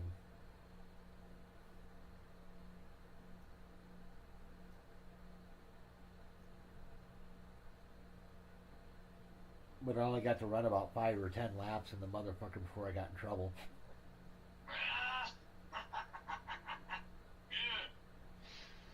What did they do to you? They just disqualified him for the night, wouldn't let him race the rest of the night. Damn, how much did he have to pay to get in? I think his pay. I think he paid $100 to get in. And lost it. Yep. Wow. And the reason they kicked him out was because I didn't have an IMCA license. Hey, at least you got to do it, man. It's a memory that you'll never forget. So, hell yeah, that'd be worth $100 me paying out to him. Shoot yeah. The only thing I didn't like about it was when I was sitting in the staging area getting ready to go out on the track, with the car running, it was running fucking alcohol. And the fumes from the fucking exhaust were coming up into the fucking car and getting under the helmet, and they were making my eyes burn. Oh, wow. That was the only thing I didn't like about it. That, and I kind of struggled a little bit with the shifter because he had kind of an oddball shifter in the fucker. Right. He didn't have an H-pattern shifter like I'm used to. He had, basically they have a lever for each gear. Oh, wow. They had a lever for reverse, a lever for first, and a lever for second and third. Yeah, I gotta find out when the track opens up, and so I can start hitting it, man. But so I want to get. I didn't go to a damn one last year, but damn, I got to see. It rained all day. See, this is the thing. It rained out, man. When it rains, it just they canceled the damn race. And they had a lot of races last year that canceled out because of the rain. Yeah, because the way my uncle's had his gear shifter set up is he had they had one lever that would work fucking reverse. If you pushed it forward, it'd go into reverse. If you pulled it back, it'd go into neutral. The first gear one was you pushed it all the way forward, it'd go into first gear, and pulled it all the way back, it would go into second gear. And then third gear was just fucking third and neutral. Because his modified was actually using a Vega 3-speed manual transmission out of a 70s Vega. Okay. That's what he was running for a transmission. I think it was like a 3-speed Muncie or 3-speed Saginaw. Speaking of all that, and I have a question. It doesn't make no sense. Now, in NASCAR, all their tracks that they go to, their gear ratio is set. They can't change the gear ratio, can they? As far as I know, I think some of them in the real world they can, just like you can some of them in iRacing. I think the short tracks, most of the short tracks, I think you can, but once the track gets over like a half mile in length, you can't. I wonder why. I think they're trying to make it more of a. I think they're trying to make NASCAR more of a spec class. I mean, that'd be damn nice if you go in there and change out that gear. So. It's like the story I was watching. They did an interview with the hell was his name? Can't think of his fucking name now for some reason. Tim Brewer, and he was going to have he was driving. He was the crew chief for Richard Childress at the time, when Richard Childress was still driving, and he had a fucking big black Chevrolet and a 71 or 72 Chevelle, or Monte Carlo, something like that. And they put like a real fucking low gear in that motherfucker for qualifying. And after he got done qualifying, Tim Brewer's jacking the car up to change the gear, and Joe Gazaway, who was the tech inspector at NASCAR, come up to him and says, "What are you doing?" He says, "I'm changing the gear." You can't run that gear. You got to run whatever you run. Whatever you run in qualifying is what you got to run in the race. And then Tim Brewer looked at Joe Gazaway and says, "Well, then you better get a hold of the track promoter and tell him to move that front grandstand back about 30 feet, because when this fucker blows up, it's going to kill everybody in the grandstand."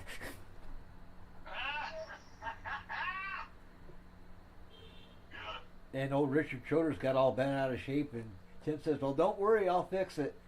And then Richard Childress gets in the car, and there's a piece of duct tape over the fucking tachometer.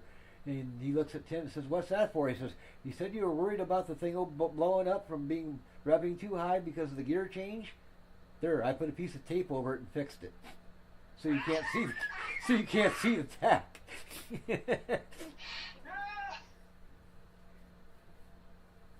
Yeah, I like watching a lot of those old Tim Brewer fucking interviews. Those are pretty cool.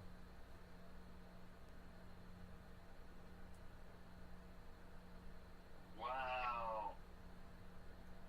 Yeah, he talked about how he first got into racing back when he lived in Winston-Salem, North Carolina. And when he used to ride his bicycle with his brother over to Bowman Gray Stadium and watch him run through the slats in the fence. Dude, I'm only like 40 minutes from that place, man. Yep. And I guess from the sounds of it, back in the 60s or 50s or whenever he grew up, every fucking gas station in town had a race car.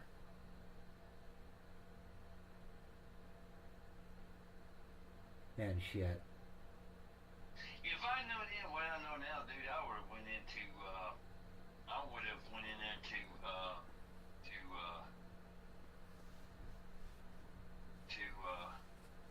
I'd have left Martinsville, Virginia. I would have went down there and started trying to get me a job down there in Charlotte, and she got me a job down there at the one of them racetracks. Damn, dude.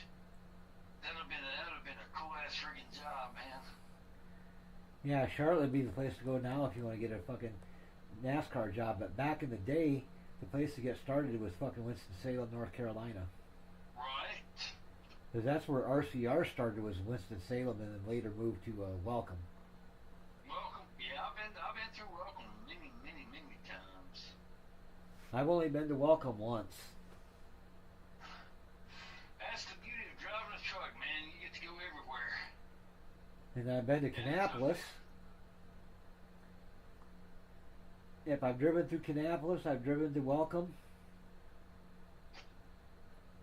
Okay, this is on 29, 39, 49, 59 on 30 laps. Well, really 31. 95, 95, 91. Man. Alright, I'll wait till you get the garage pulled up so I can see.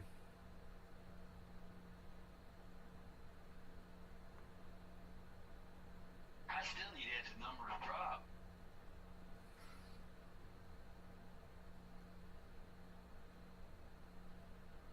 I mean, damn, 30 laps on that right there. Damn, I'm surprised. And this is your truck, right? This is the truck. 31 laps, 95, 91. Alright, let's see where mine is at, just for shizness and giggles. I mean, I thought the damn tires were being ate up by now, but damn, no.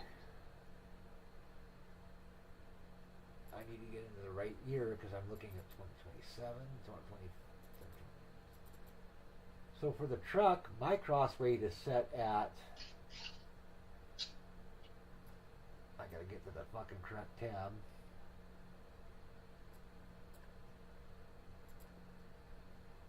For the truck, my cross weight is set at 47 or 46.7. That's where mine is at. And what is your tire wear at 30 laps? 54.81. But I'm actually running in this one I was actually running a 20 lap run. Damn. But mine is on 31 laps, and that's what that came out to be. But I do have a 30 lap run in here though. And on a 30 lap run, that same cross weight was set at, I had a right front at 64 and a right rear at 80. So would you change it or would you leave it? In my case, I'd leave it because it felt good. No, I'm talking about on mine. Again, it comes down to on yours. Go back to your tire wear again because right now you're on your cross weight. Yeah. So I can see exactly what your tire wear is for sure. I mean, it's 95 all the way across on the front right, and 92, 91, 91 on the right rear. So you're 95, 92 on the right side tires. 95 all the way across on the front right, on the front, and then 92, 91, 91 on the right rears. All right, that 91, 91 or 92, 91, 91. I'd leave that part alone. How did the truck feel overall? Does it feel like it's still trying to spin out? No, actually, it's stuck. It's stuck. I mean, I didn't have a problem at all with it. And it didn't start to get tight toward the end of the run, did it? No, absolutely not. Then leave the fucker alone. Now go out and run it against the AI for 30 laps and see if it holds together. See how it feels in actual race conditions.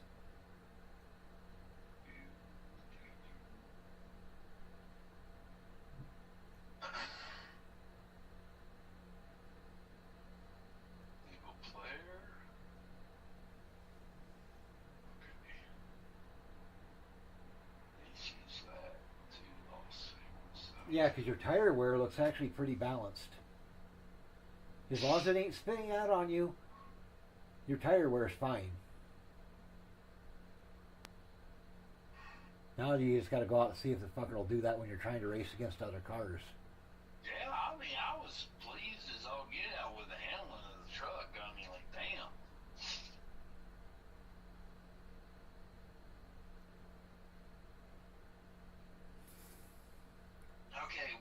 is the date for that race?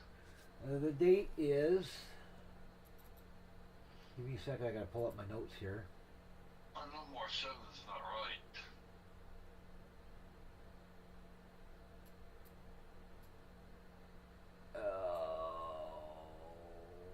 Get to the race tab.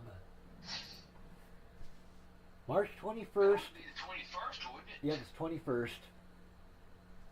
At 7:30 p.m.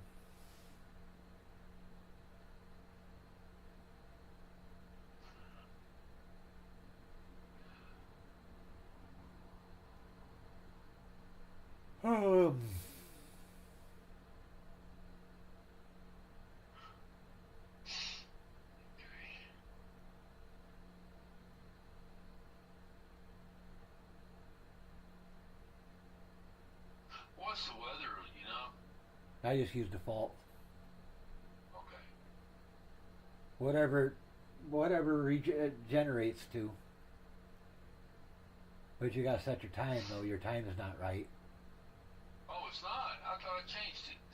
You changed the date, but not the time. March 21st, 2026, 7:30 p.m. Yep, that's what it should be. Yeah, that's what I've got. And that's my stuff's off because I'm showing it.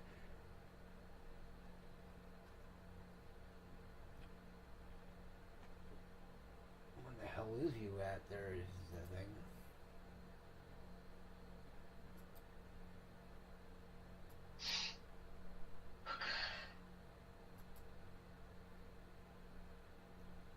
No, that ain't gonna work. That's mine. There you are.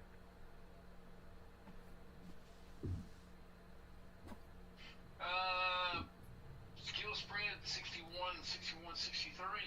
I said at 50, 51 or something like that. Let me see what I got mine set at. Because I had my Xfinity one and the truck one are set the same. And I was at 50, 52. Okay, 52, 58. No, 50, 52. Oh, 50, 52, gotcha.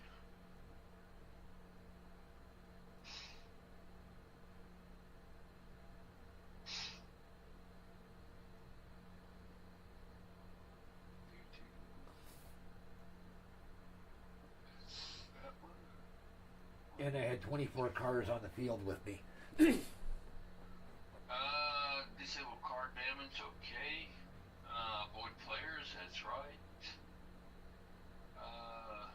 That's turned on. Okay. Races puppy, see what we got. Yep.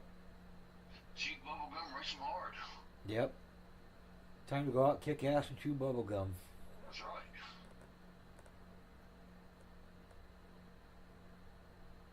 I haven't played that fucking game in years. The old Duke Nukem.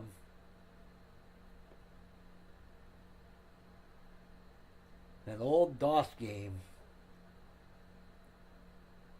Buddy of mine had that game when he first got his first computer back in 1995. Wow. What year again? 1995. 1995. Man, I got my first computer in 90. Yeah, it was in 1994. Yeah, my first computer was 1998. And I was, man, 94, so 72, 82, 92. Man, I was 22 years old, man. First computer I ever had. Yep. First computer I ever had was a piece of shit Packard Bell I bought at fucking Rent-A-Center. Paying $35 a week for the fucker. And AOL was, man, putting them AOL online, so they had them damn CDs out there like hotcakes, man. Yep. And then after I got tired of paying $32 a week for my fucking computer and outgrowed it, I went and bought parts and put my own computer together in 1999. And built my next computer from scratch. And with the exception of the laptops and the home theater PC I have in the living room, all my computers since then have been built by. I have built my own computers. So how old was you when you built your first computer? 98. That would have put me 23. You were walking Einstein, sir. I was 23 when I built my first computer. And about 24, 20, almost 25 when I sold my first computer that I built. Because I had a business building and selling computers for a while. No, you got a high IQ. Nope, I was just too fucking. I just didn't want to pay a fucking shit ton to buy one already built off the shelf, so I built my but own. You can't take a 22 or 23-year-old and go build their own damn computer. I'm sorry, there's only a handful of people out there who can do that. So, like I said, you got a high IQ. And I was broke at the time when I did it. First place I went to buy computer parts to build my first computer was Walmart. First part I bought for it was a 3.5-inch floppy drive. Then I bought a CD-ROM drive off the internet. No, I did. I take that back. I bought the CD-ROM drive at fucking Best Buy. And then I went to a local computer store and bought the motherboard and the processor. And then bought me the fucking monitor, the keyboard and the other peripherals and shit I got out of the dumpster at the college I was working at because they threw a bunch of them away. And I figured if they were throwing them away and they still worked, why fucking spend the money to buy a new one? Right. So then I sat there, brought the parts home, set them on the fucking kitchen table, started putting the fucker together, and Dad come in, is this thing ready to go online yet? So I'd go look for car parts. I says, fuck, I just put the stuff out of the box, Dad. Give me some time to put it together.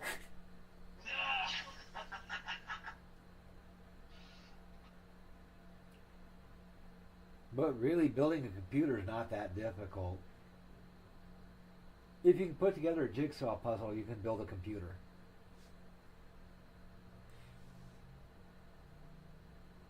Because basically, when it comes to building a computer, all the parts are fucking keyed so they can only go together one way. So you can't. That's true. You can't fuck it up.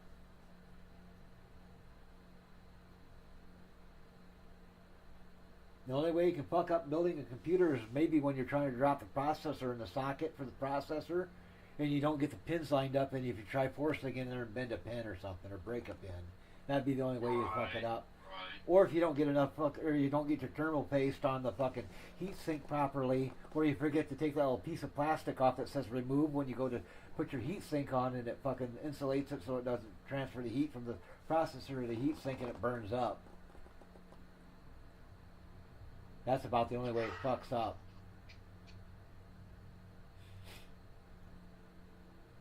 But for 90% of the situation, it's basically you just take the fucking parts and it's pretty self-explanatory where you go. You just put them in there, line them up with the fucking notches or shit that they have to fucking orient how they go in there. Push until it locks into place. Plug the fucking cord in, turn the son of a bitch on. Boot off your fucking CD-ROM drive for your Windows CD, or off your thumb drive if you got a fucking thumb drive installer, or if you're like me and got a fucking network that's set up to boot a computer off the network and then do a network install of Windows, and you're good to go.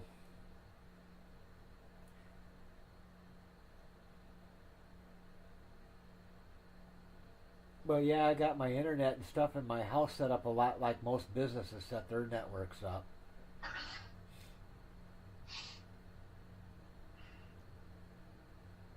And I got that shit set up like that to save me time if I have to reinstall Windows on my computer because something fucks up. I can just boot mine off the network, point it to the fucking Windows installation that's on the fucking server, and it will download the shit from the server in about 15 or 20 minutes. I'm back up and running with a clean install of Windows in about a half hour. Right. 45 minutes at the most. Where if you do it with a DVD like everybody else did back in the day, it's 3 fucking days. Oh, no shit.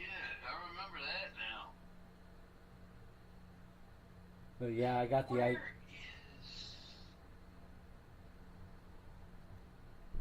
But yeah, I got the idea to do network installs when I worked in the IT field, because that's how all the businesses did it. They'd get new computers, they'd hook them up to the network, and just drop the whole. They would actually build a sample image of the hard drive, which had all their programs, Windows, and everything else, and they'd put them into an image file, and then just drop the whole image on the new computers when they came in one at a time over the network, and it took about a half hour per computer to get them up and running. Not counting the time it took them to run from the setup lab to whatever office they were going into, and then put them on the fucking desk and plug them into the wall. That took longer to do than it did to fucking actually put Windows and shit on them. Wow. Over the network. Where's the drivers at here to check their percentage? For the drivers, it's under the, that would be under opponents. That's AI opponents, right? Yep.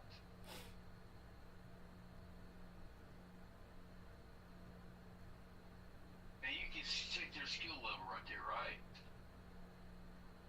Yeah, but you gotta scroll down a little bit on there, because there should be like a where you can select a particular oh, I see why you're doing it now, because you got it set on it where is Because your I looked fucking up thing? and it's like all 100, then you get down to the last series like 97, 96, 90 something.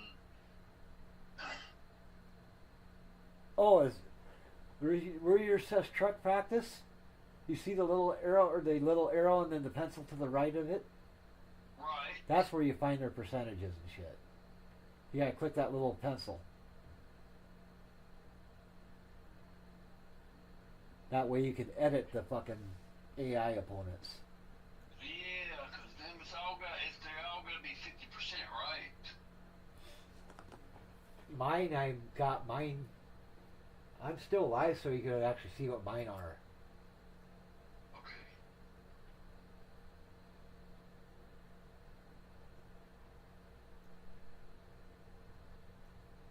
And actually, I probably should grab the truck, because I got the Xfinity practice pulled up right now. So let me pull up my truck one. Trucks practice.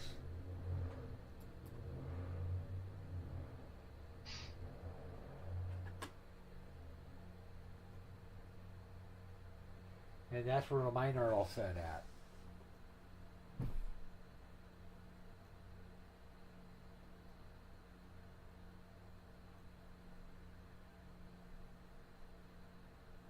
Mine are all set to 100. Oh, all set to 100. Okay.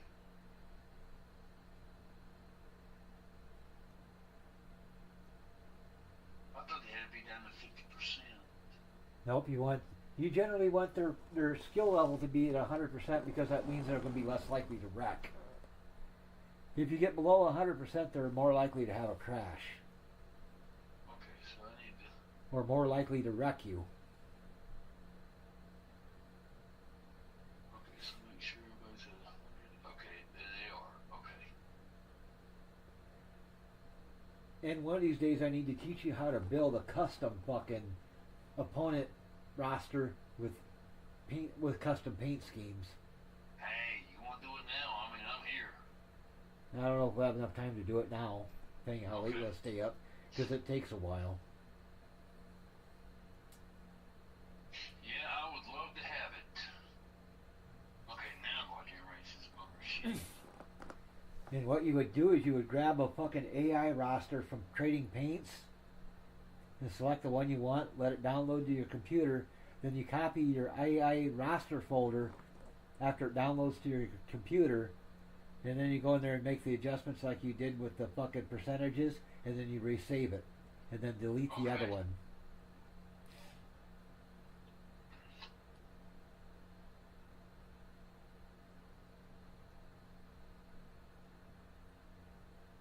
And the one I got, I think, is the mine's, I think, the 2003 actual season, or actual roster for the 2003 season for trucks.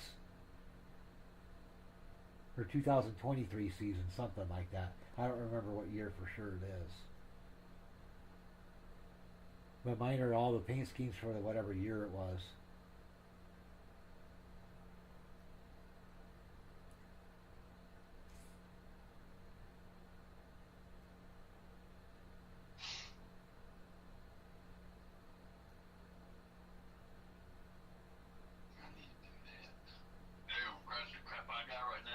What's that? I said I definitely need to do that better than the crap I've got right now. Man, it's overcast and cloudy right here. Good Lord, it's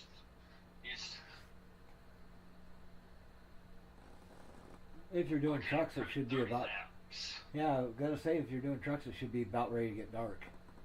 Yeah.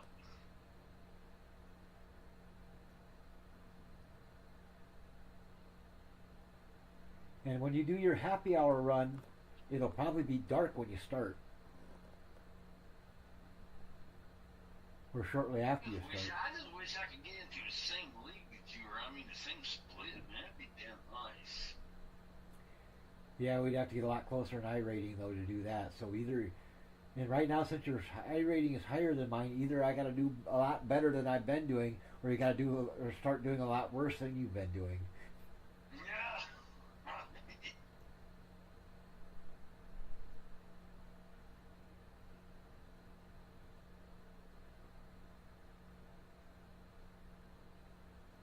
My cat is out of food.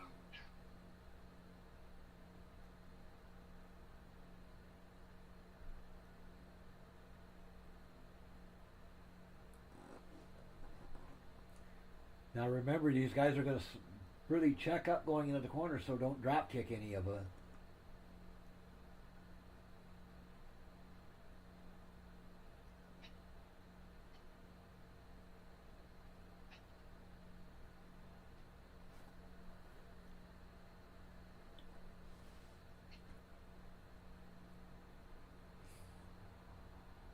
Oh no! I need at least 3 laps on here to get some traction. Yep.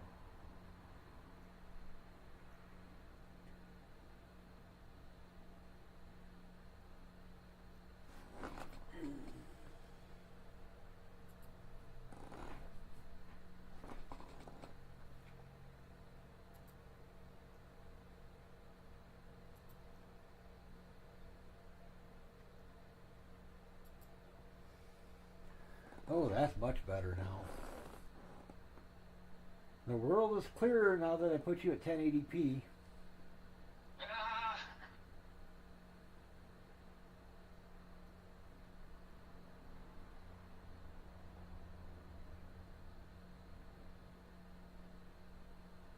Oh, hell no. Hell no. I need traction. Damn, it's loose right there. No, shit, no. Which part of the track are you on when it's starting to get loose? Huh? Where's it getting loose on you at? On front stretch coming out of 1, I think it is. Shit.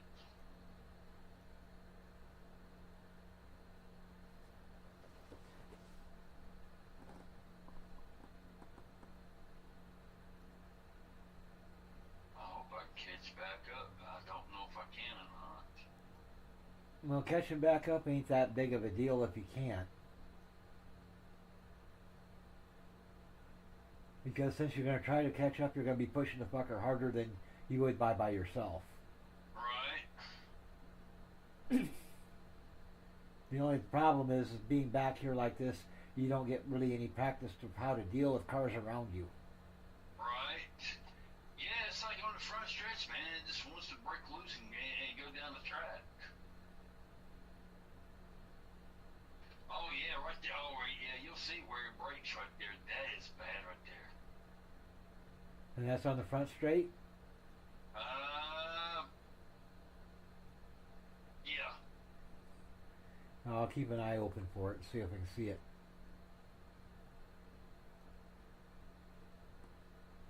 I see No, it. actually, that's a backstretch.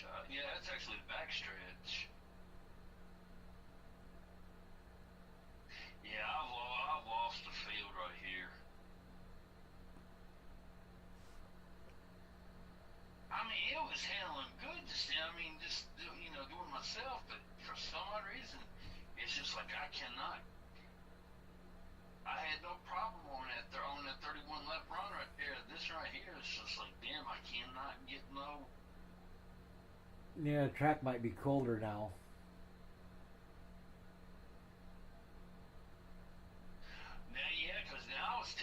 the sun. Yeah. That's why. You're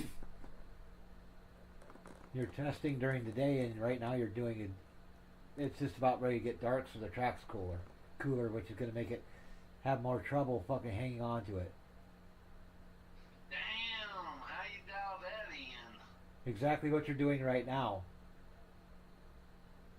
You start driving around under these conditions and pay attention to what the thing is doing, and then look at your tire wear at the end of your run and make adjustments as needed to compensate for the colder track. Same thing I did with my Xfinity car when you were watching me earlier. Right.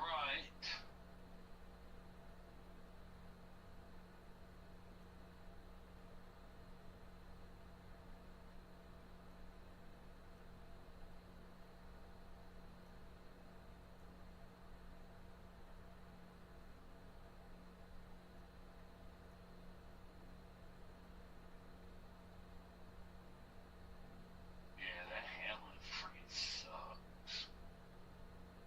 Yeah, I know how to tell you I can find you something.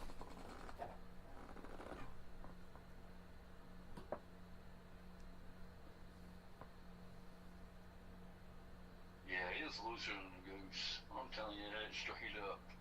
Alright, run only about 15 laps and then go ahead and quit and check what your tire wear looks like.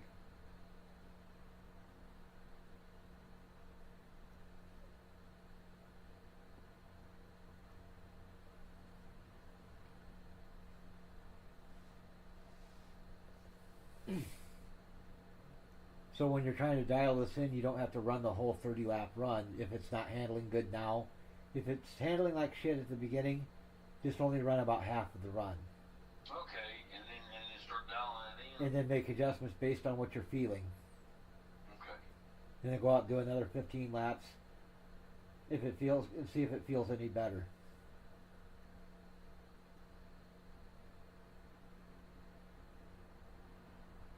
Yeah, 15 laps should get you enough tire wear data to see kind of where you're going with it. Duly noted.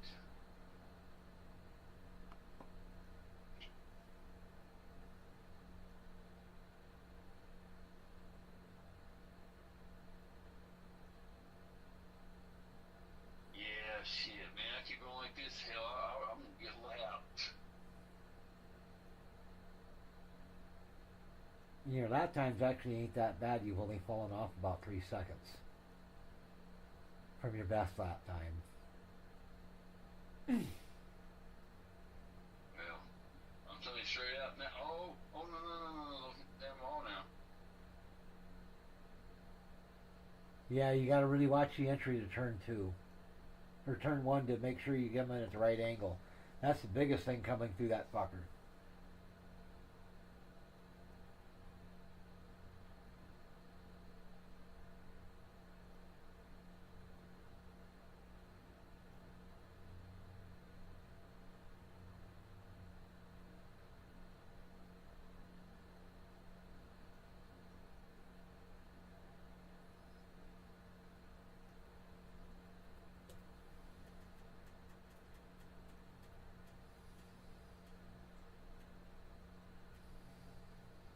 Yeah, leaves on my ass.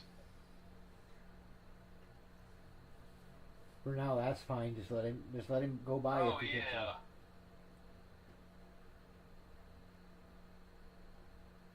That just tells you got more work ahead of you yet. No doubt.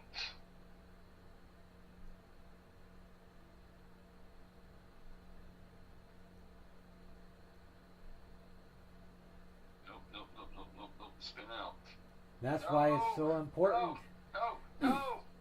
That's why it's so important when you're building your setups and doing your testing to Oh, yeah, just... make sure that you got your time set correctly and the date set correctly for your test session.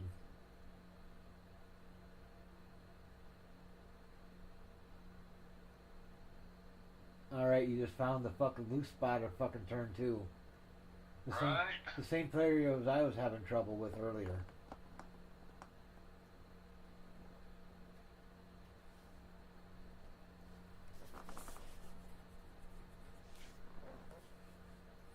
Damn, mommy, that was...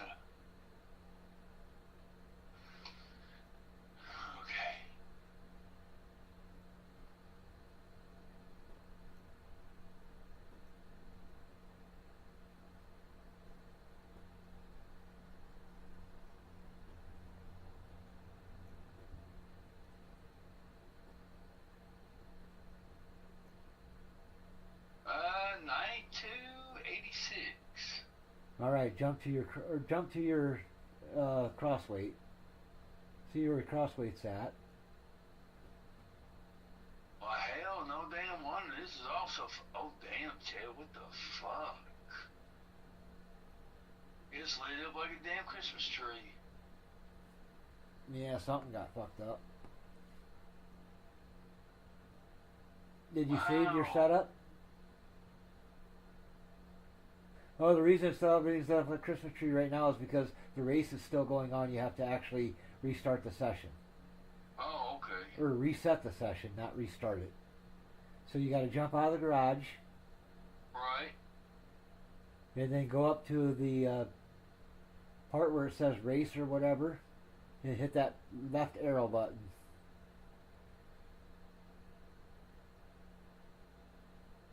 Yeah, where it says towing. No, don't quit, don't quit, don't quit. Go up to where it says towing and click the little arrow to the left of towing. That will reset the session. Reset it. Alright, reset it. Okay. Yep. That way you don't have to reload it.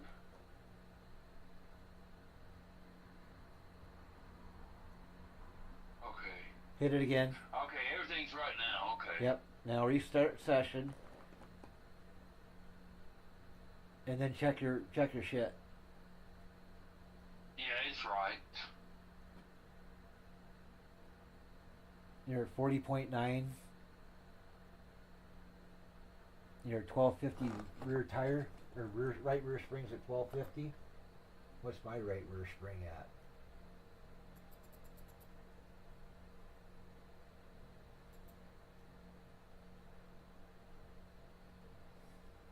Alright, just for shizness and giggles, jump your cross weight to a 40. Hold on one second.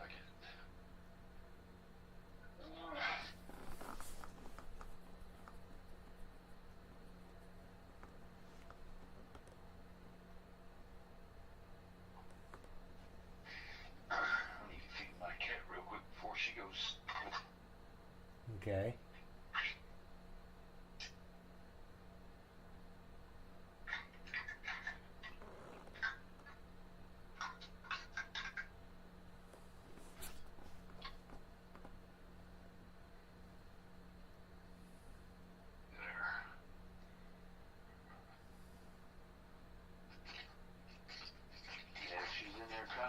While I was doing it, like, man, okay, I'll feed you in a second. Yeah.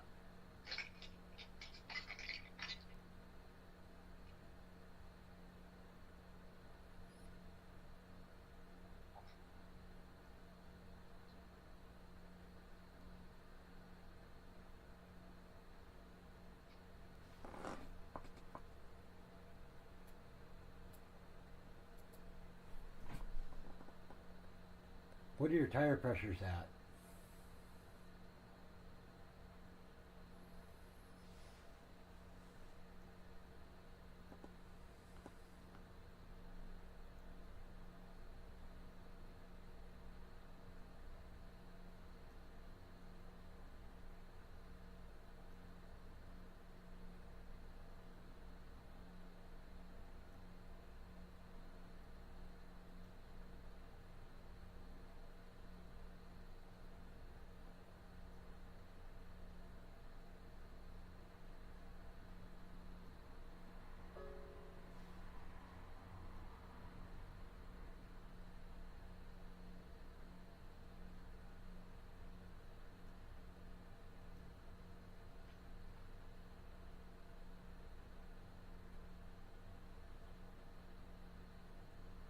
Okay.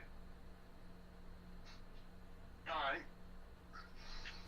Change the crossway to what now? Actually, go look at your tire pressure, see what your tire pressures are. Actually, I think it changed. Yeah, find out exactly where your tire pressures are at. You know, when I jumped out, came back in, it changed, and I didn't get a chance to write it down. See where they're at now. 100. For your tire pressures?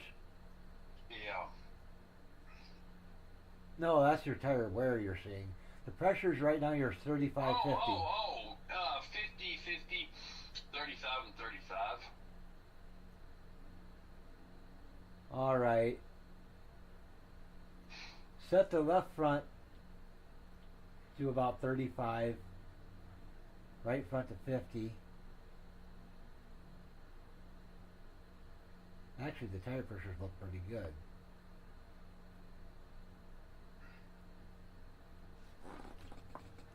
And where are we at on the rest of this game package? 1250 right rear spring crossweights. My crossweight's set at 46.7 for the truck. And I'm at 49.9. I mean 49.4. And it's still loose? Yeah. Was yours loose on the bottom of the racetrack or toward the top? Towards the top. Yeah, because that's that's basically all I'm running is the middle and the middle lane and the top. All right, you might have to bump your nose, or you might have to bump your crossway up from a 49.4 to like a 49.6, Okay. and try that.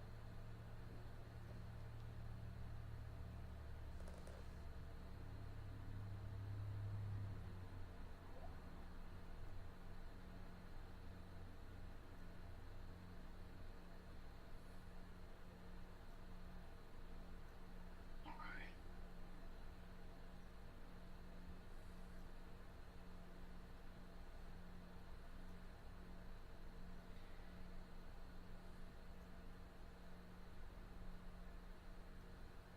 Okay.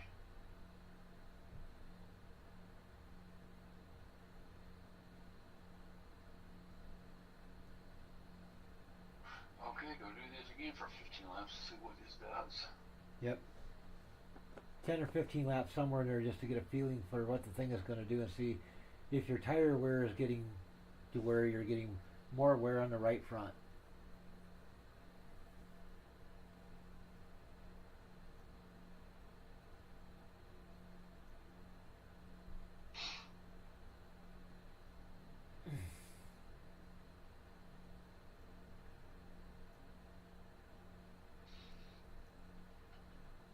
I really wish there was more people like us. That's the one thing I can say.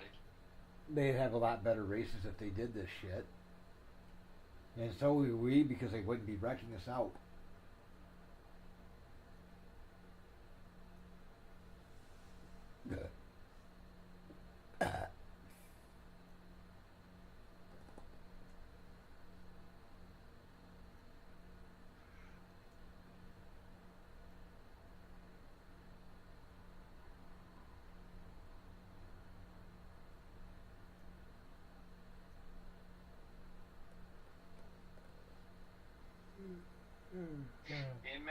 It makes a big difference in learning this like this than it is just going out there and racing trying to hope for the best. Yep. Shit.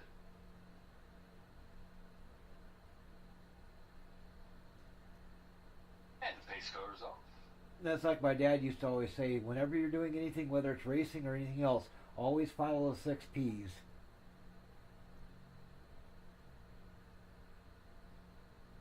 You know what the 6 P's are, don't you? Proper planning prevents piss poor performance. Okay.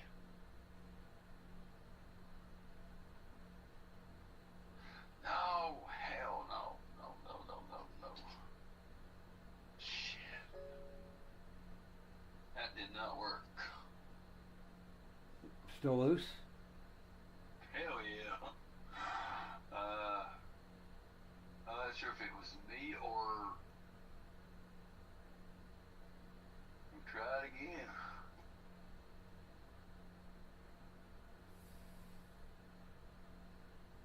I think that was me, but it cannot be for sure. That's why whenever you start running into problems like that, try to make sure the problem goes for at least 5 laps before you say, this is fucked up setup. Make sure you get some consistency to it. Find out if it's just a driving mistake or if it's a setup. Right. Yeah, you can't really judge it off of a startup if it's a bad setup. Yep. That's why I always if I can get it to drive good enough, I try to do at least 30 lap runs or 25 lap runs or however, whatever my pit window is, so I make sure the setup is good for at least a full pit run. Now, if it drives like shit and I can't get the fucker to go 5 laps without spinning out or 10 laps without spinning out, then I know I've got something I gotta definitely fix right now, and I need to fucking either tighten it up or loosen it up depending on what it's doing. Get it to where I can at least get it to drive around the track, so I can at least get some data that way.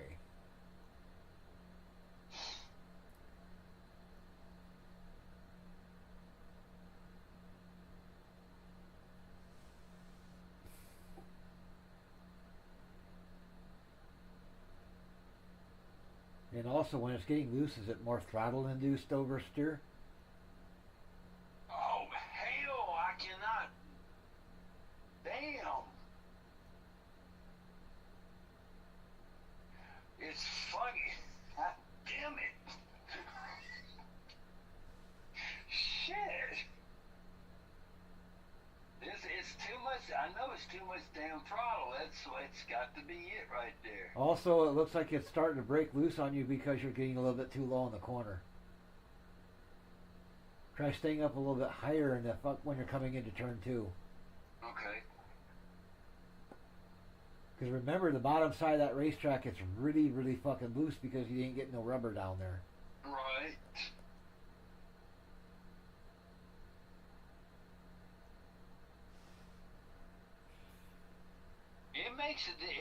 I mean, it really makes a difference when you got somebody else's eyes on it and what you're not catching somebody else is.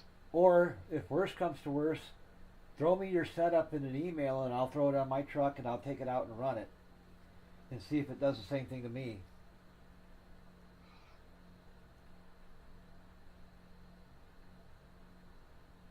Well, okay.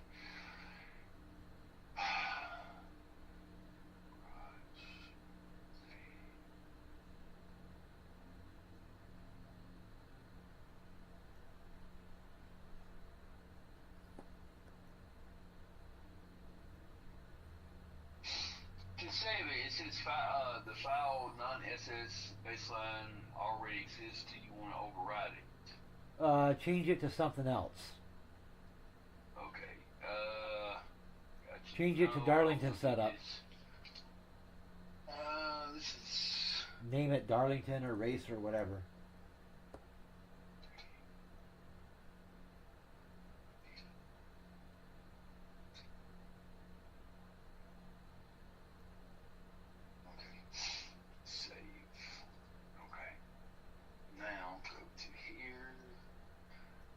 See how good I can remember shit.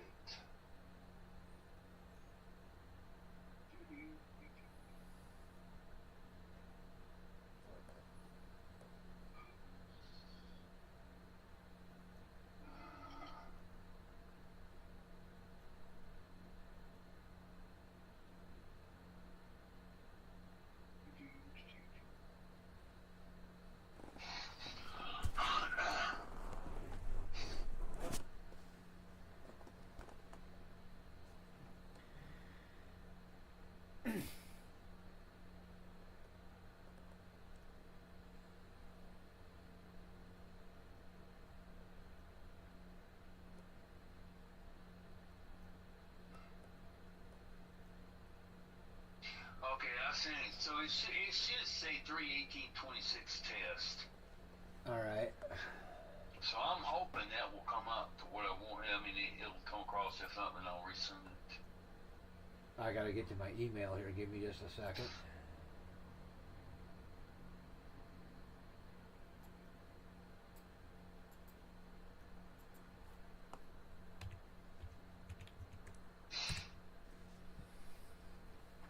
Sign in.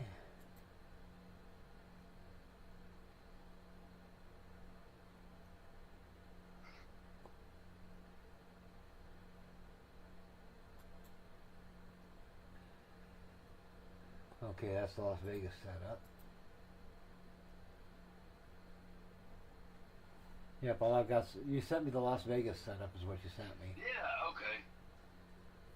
Yeah, Darlington on there, but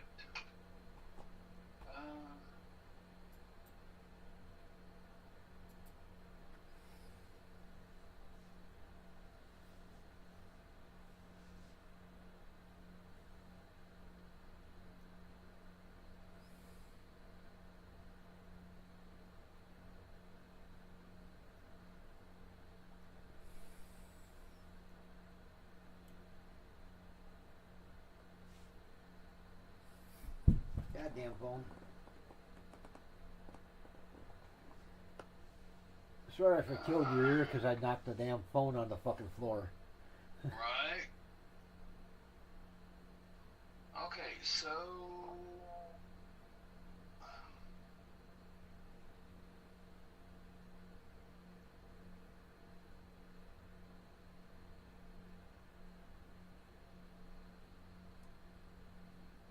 damn. How can I open this up to see if that's the one I want? Right now I don't see your setup in the setup folder. All I see is the setup notes folder. Okay, so how do I send this to you then? Now, first of all, make Okay. sure you got your setup saved in the Darlington folder. Because it's not there.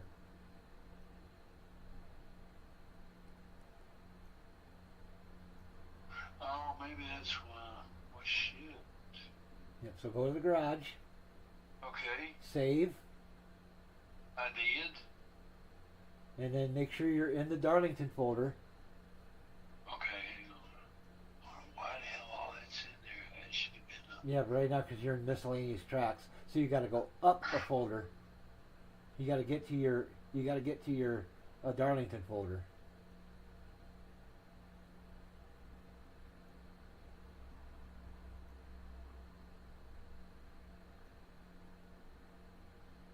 Okay, here's that. Okay, Darlington. Okay. Hey, dude, I'm slow learning this.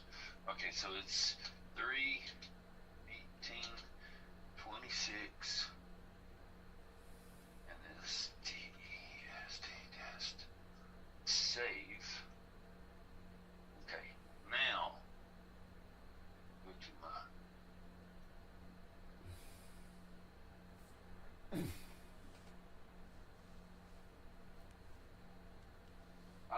There it be.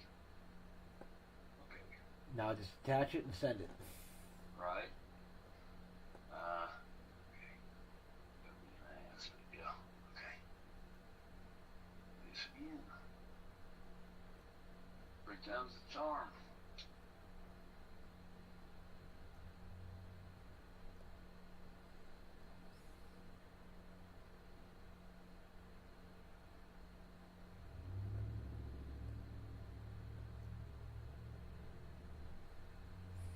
There.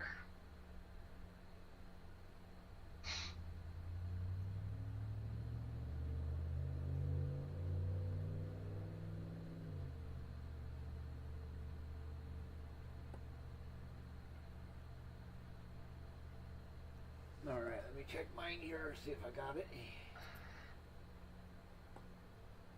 I hope so.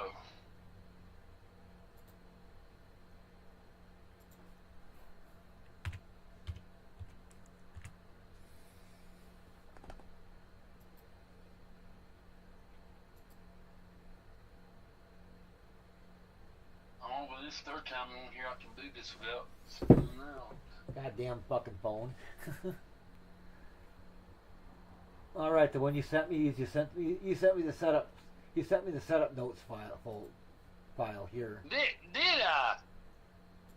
Hold on a second, let me try to refresh it.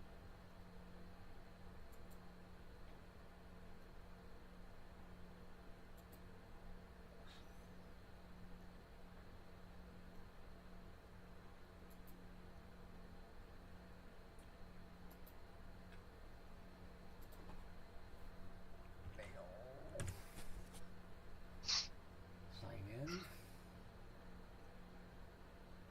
Yep, all that was there was your setup notes spreadsheet folder. Okay. Okay. Do, do, do, do, do.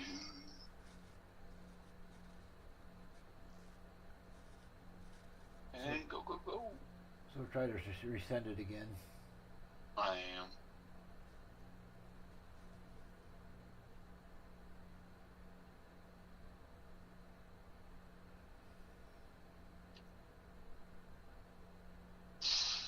Okay.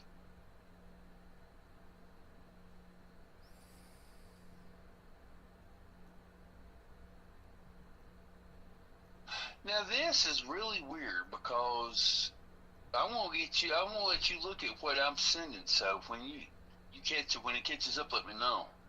Yeah, you're at the point now where you're ready to select the file. Okay, you see all three, right? I see the setup baseline 3, and I see the lock notes, and I see the setup. And what you sent me before was the lock notes.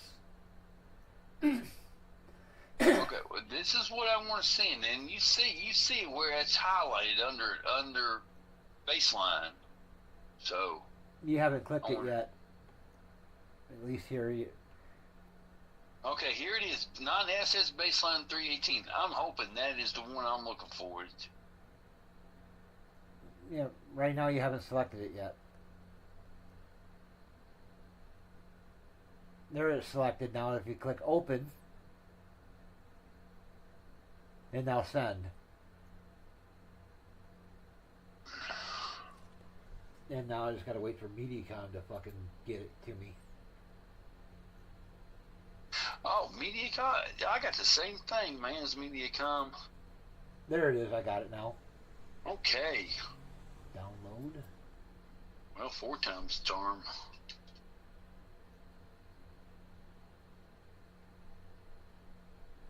And now I gotta get to the correct folder to save it in. Desktop. Setups. Truck 2026 Maine, Darlington.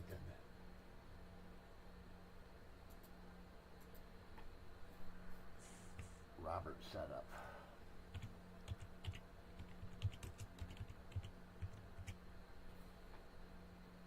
Save. Okay. Make sure I got my thing set up here so I can set up a run. Make sure I got the right vehicle. And of course I know I got the fucking Mustang now because I had the fucking Xfinity. So I gotta put F-150 in there. Select the truck.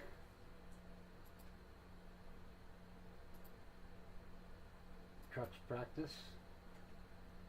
Continue.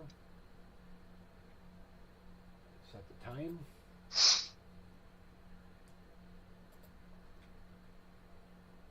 Time of day.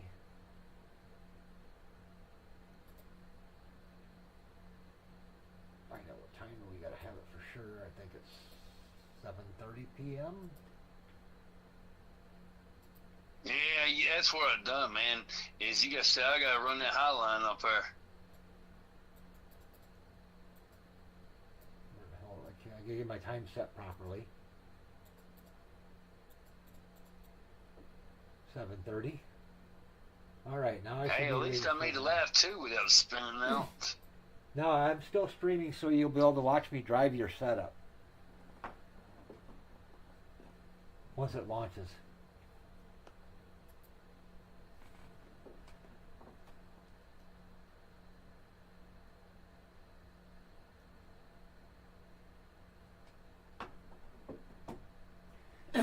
So if you want to watch me drive your setup to see what it looks like from my end. Yeah, I am, cause damn, I'm still getting loose up there. Shit, I almost slept the wall right there. Hang on.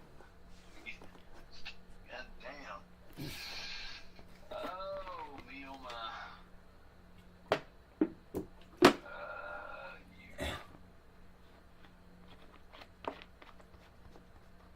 Well, damn. Did I lose you? I guess I did. So let's go to YouTube. I don't remember clicking out of it. Yeah, I'm still loading up iRacing, so it's not there yet. So.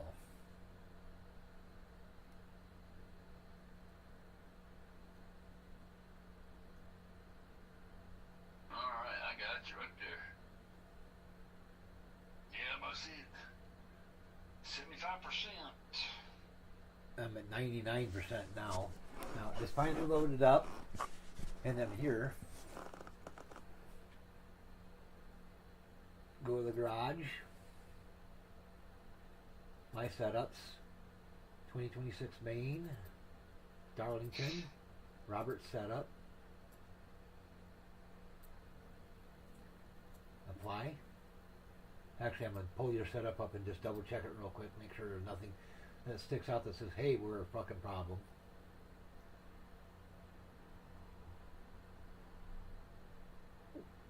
And everything looks okay. So let's see how this thing works. We're on, one to go. But you'll be on the outside. Pit road is closed. We're way good on fuel, so go like hell. Alright, I'm right behind the Lowe's truck if you see me. Yeah, you're going through the garage now. Now you're going up to the grid.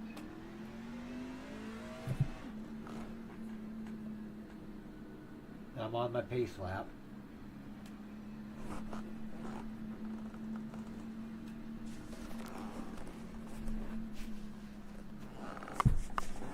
And I'll get comfortable in my chair so I can actually fucking drive this thing. Behind the 38.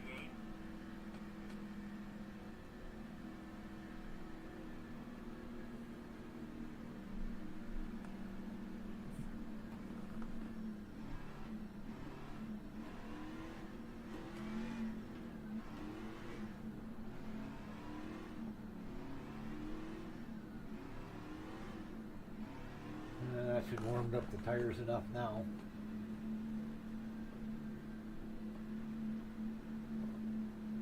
Alright, bud, get ready here.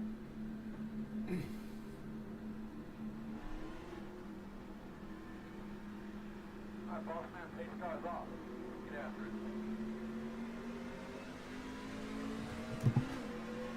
Green flag.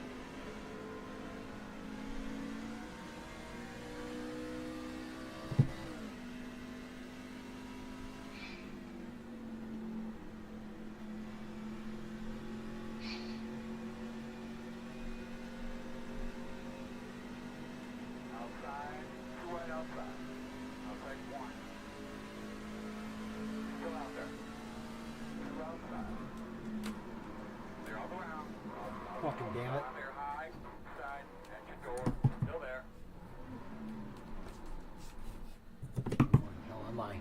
There we go. Come on, let's go.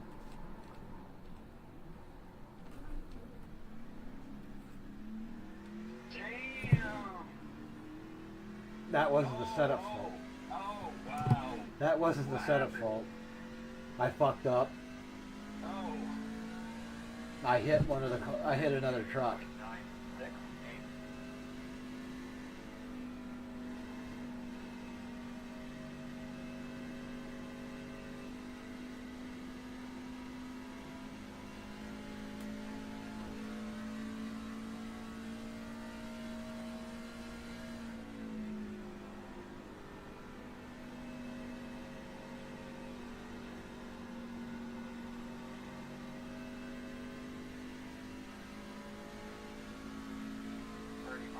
Alright, now I just started lap 2.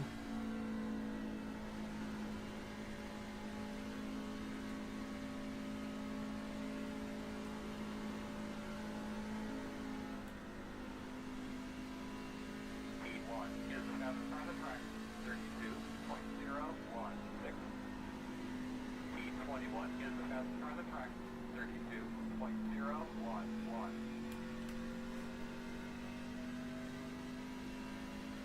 31.785. Fastest on the track right there. Good job. Did you lose grip right there? What's that? I said, did you lose grip right there that you went down on the apron? Just a little bit.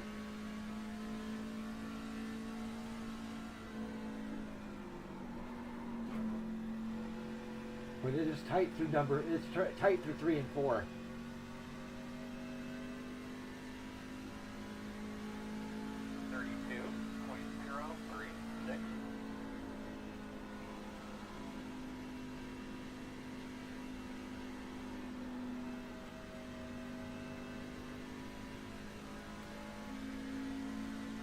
Speed 1 is the fastest car on the racetrack. 31.4.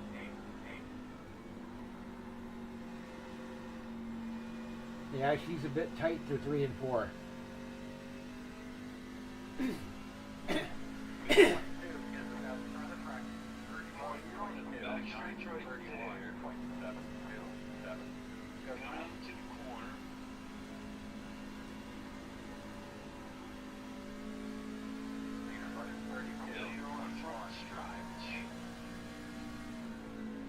Yeah, I saw on the floor where it wanted to go up toward the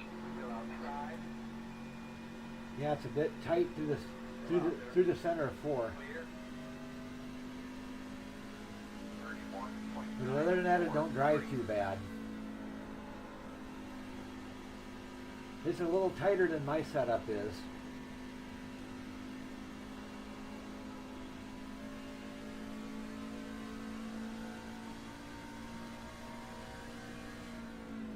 So would it be, I mean, it would be better to loosen that thing up some?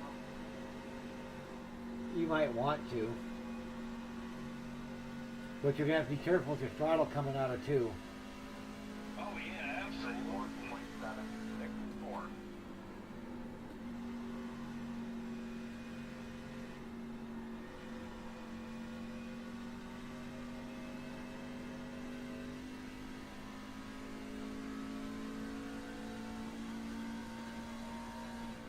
You just crossed the finish line right there. Yep. I'm on lap 8 right now. Going into turn 1. Now you're on about starting hill. 0.709.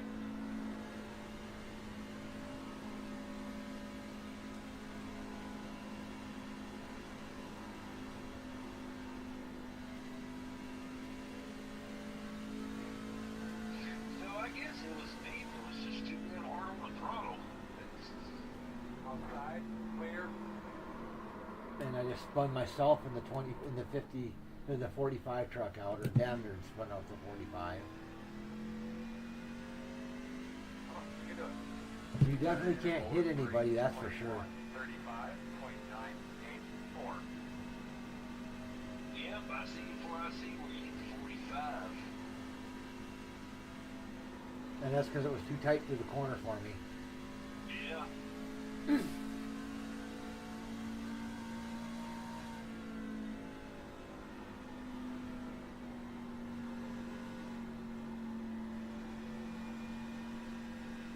That's the only thing really I find wrong with it. For me, it's just a little bit tight through the center of the corner. 0.014.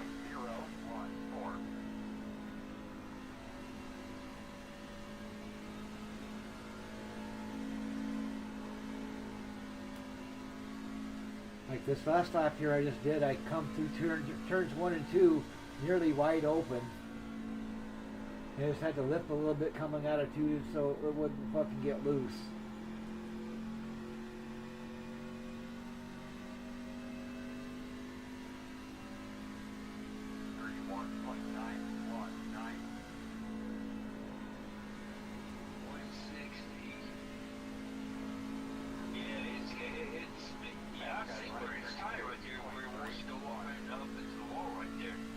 Yep.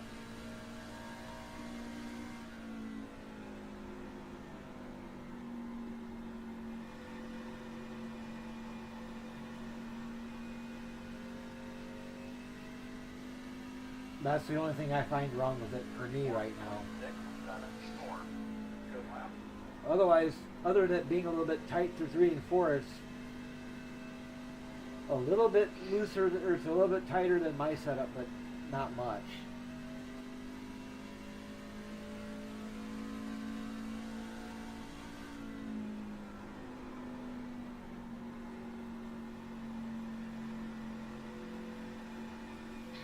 So, recommendations, drop the crossword down? Now, let me get another lap or 2 in here so I can see what the tire wear looks like. And we'll figure out what to do at that point. Because now it's coming off turn 2 pretty good.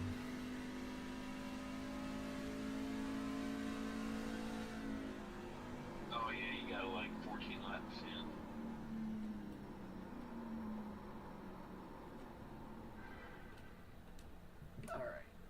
We're going to do a stop. Fastest lap was a 31.675. Last lap was a 32.669. And the tire wear says 82.81. And you can't get, yeah. I would take the cross weight up to a 50.7 A 50.7, okay. and try it.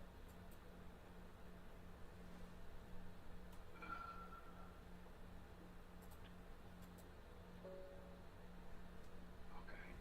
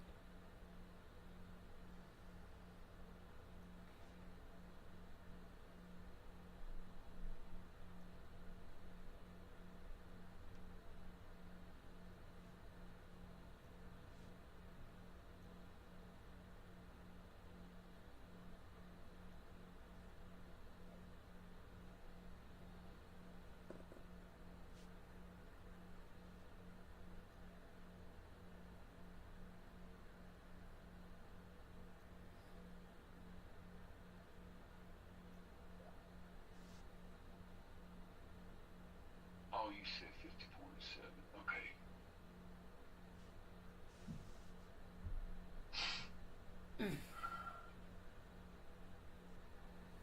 I think that's where it was at. It was something right before that. Yeah.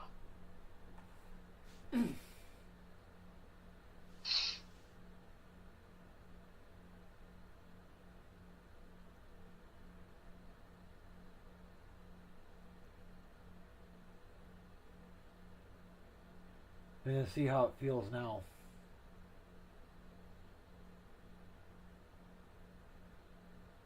To me, other than being a little bit tight on entry or from the center turn 4, it felt pretty good. It's just a tick loose at the start through turn 2, but not too bad.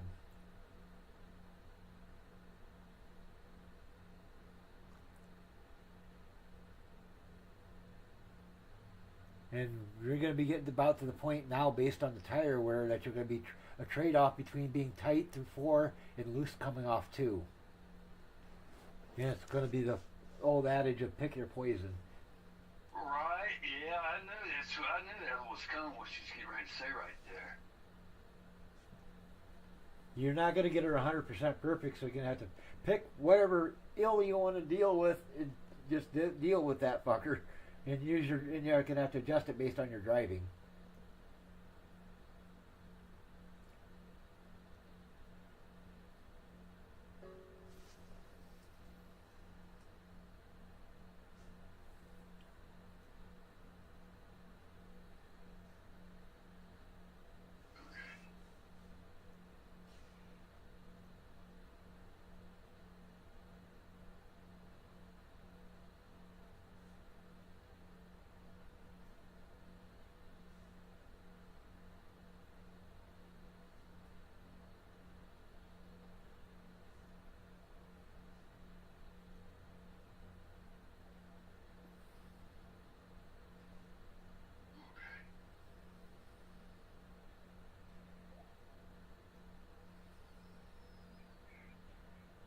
Okay, let's go through this.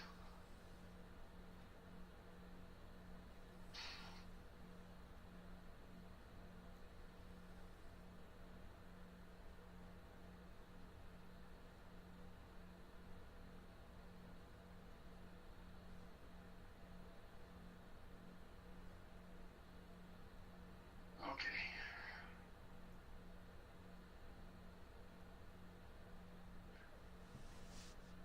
I get this booger knocked out now. I'm gonna go for Extreme car tomorrow. Yep.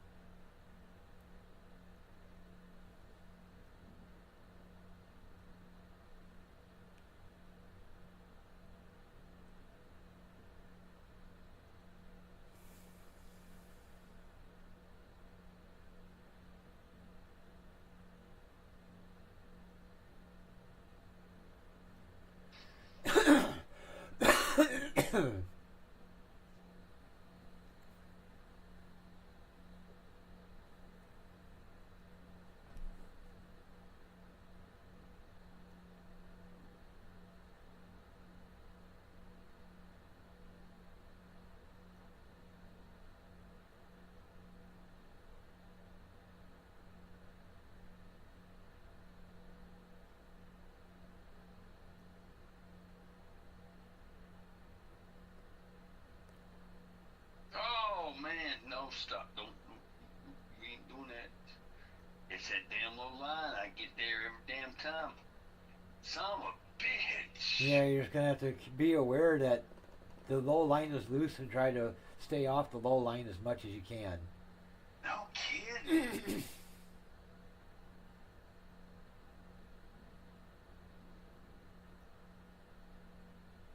I know we're on one to go. Good Lord.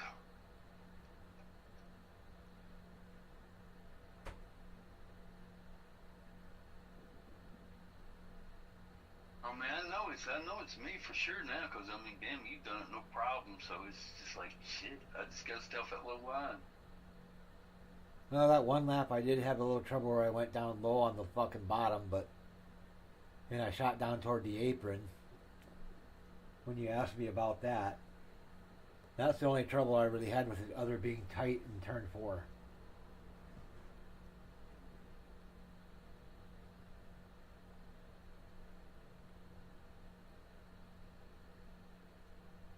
Now, one thing you might want to do is when you come through turn 2 like that point where you know it's going to get loose, stay off the throttle until you're through that part, and then don't get on the throttle until you're back on the straightaway or just about on the straightaway.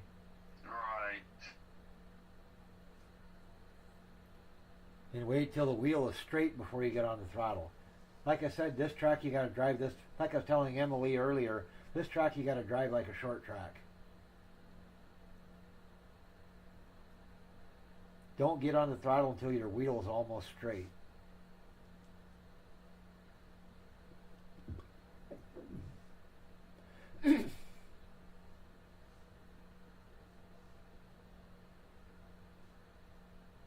Just let the thing roll through the corner.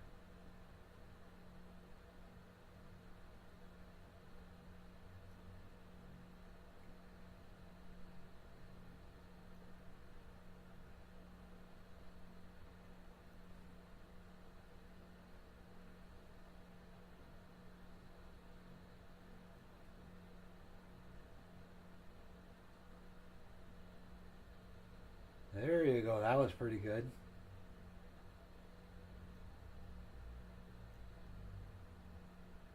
Just maybe just a little bit lower through the corner than you came through that one time, because you did catch the wall on exit there a little bit.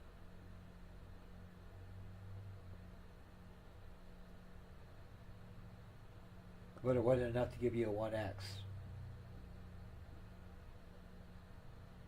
Oh. Hell.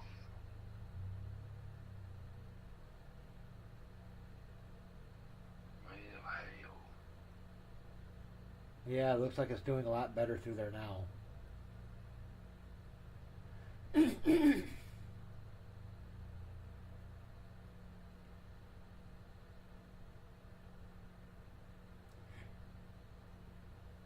And I see you're getting it tight. It's getting tight on you in turn 4. Yeah. Hey, at least I didn't get an X damn shit, so. Remember, you're going to have to trail brake through turn 4.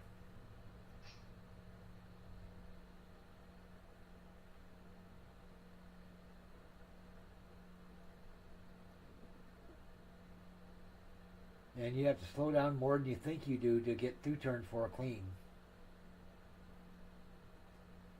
That's why when I said during that one run I did, where it felt like you were almost stopped coming through turn 4.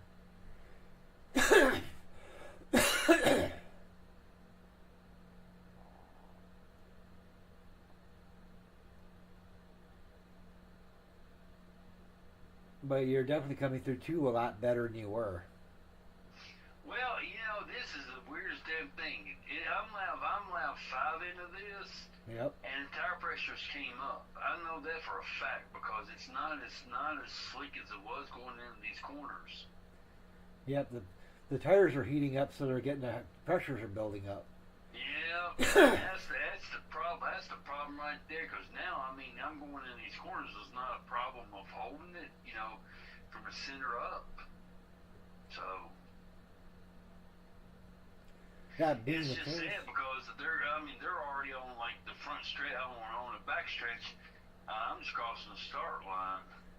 One thing you might try doing then is try going through your tire pressures and bumping them up a little bit from where they are now so that they're a little higher at the start.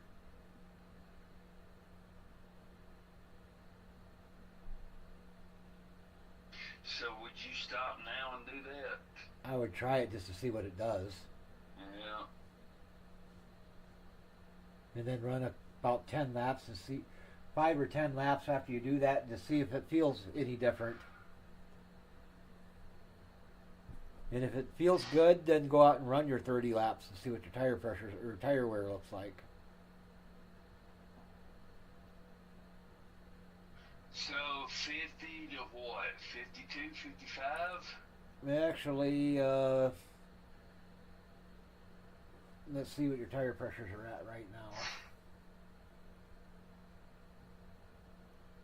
I'd take that left front tire pressure up to about 40.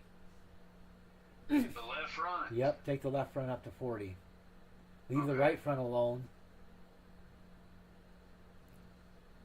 Actually, raise both left front and left rear up.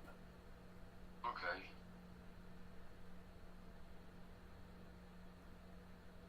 Take them up to about 37 to 40-ish.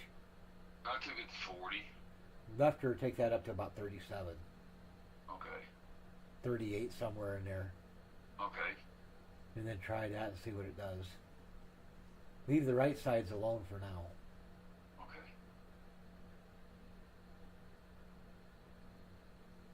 Because if you increase the tire pressure on the right front, you're going to tighten the thing up a little bit.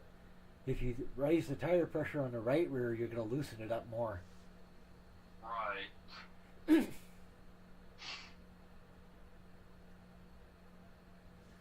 And if you play with tire pressures, that does affect cross weight.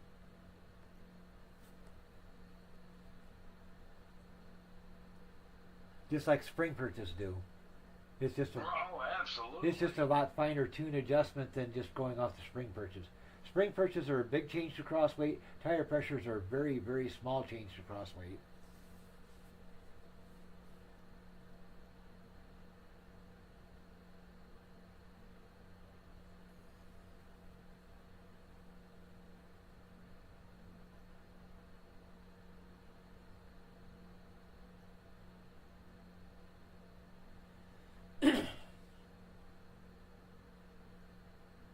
So do you like when you get? I mean, you go walking. Do you go walk like a mile, or how many miles do you do a day? I don't know the exact distance that I do. I go out and walk for a specific amount of time. Oh, okay. You just do like a 30-minute walk. Yeah, about 30 minutes. That's about a mile. I go out, I walk.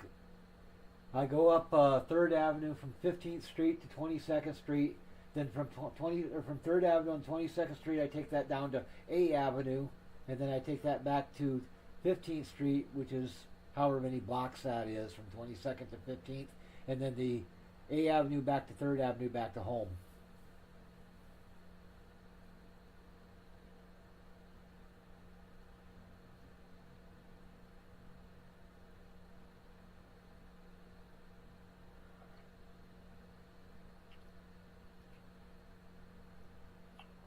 You there? Yeah, I'm there. Okay. I figured up the distance one time. It's about the distance what I used to walk to school when I was a kid.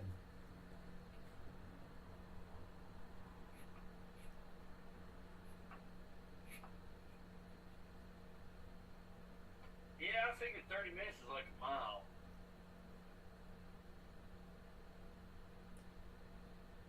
Well, you're definitely coming through the corners pretty good. It looks like right now. How's it feeling Feels a lot better. with the higher Yeah. pressures? At least I know. I mean, lap 2, I've got grip on here, so. Yeah, it might have been just a combination of too much throttle with too low of tire pressures. I'm saying it's too low tire pressure. Yeah, that'll make a difference.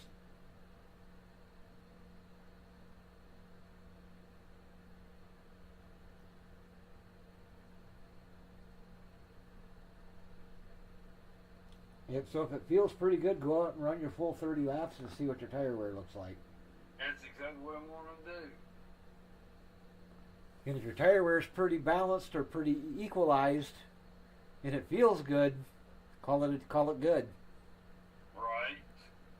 Go through, check your. What you'll do then is you'll go through and check your arrow and make sure your arrow is good, and get that set to where it needs to be, and then you're probably about ready to go for. The only thing you gotta do from there out is just keep doing AI practices until the day you go to actually race, just to get used to driving around the other cars.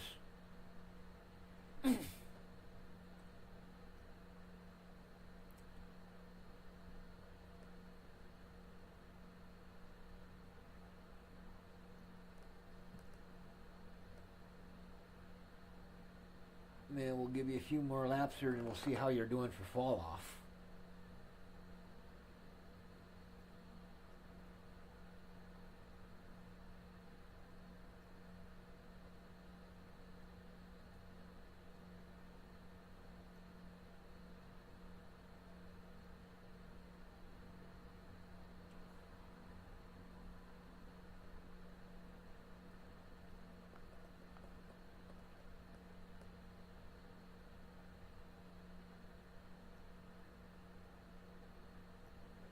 You know, 5 laps in, you got about 1.1 seconds of fall off.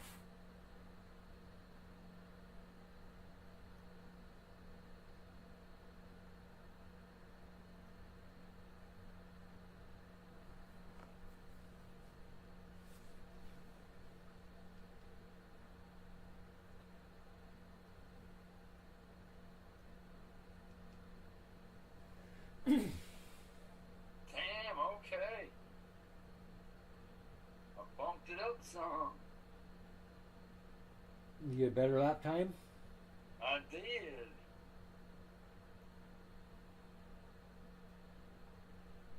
Well, that's good. That's what old Chad said. So right now for lap 7 you have 0 fall off.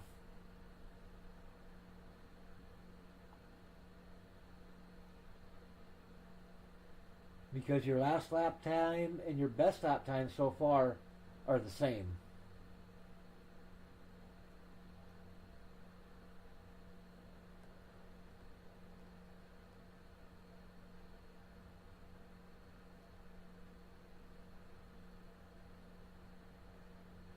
And she's still feeling good, right? Oh yeah.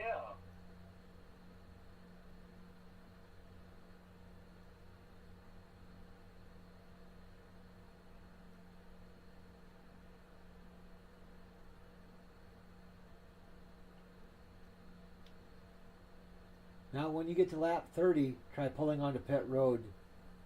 And make sure you don't spin out when you're trying to pull onto pit road.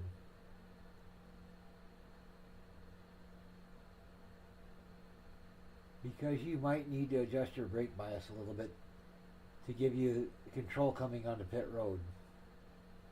Okay. I usually try to keep my brake bias about 70%. I think this is sitting at 63.5.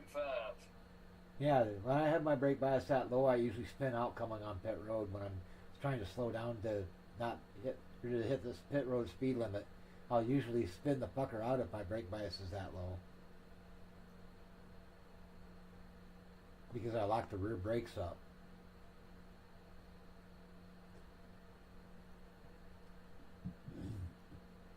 Well, that's fun to do in a parking lot with a bunch of snow in it. It's not good to do coming into pit road. All right.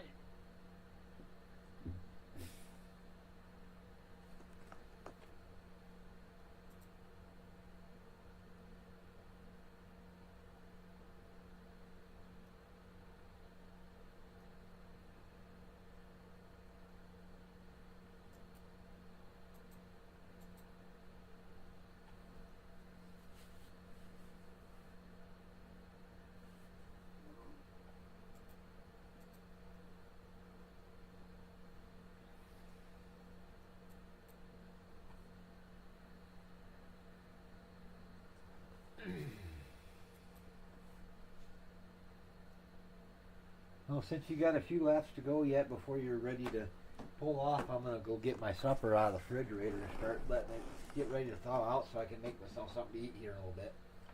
Absolutely. Yeah, just gotta get my butt up out of the fucking chair here.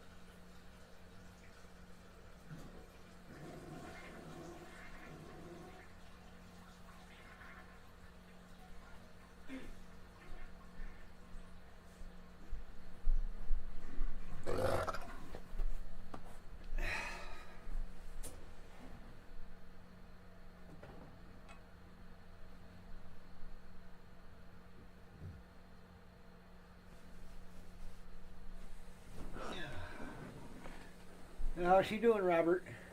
So far, so good. Yeah, about 7 laps to go, it looks like. Yeah.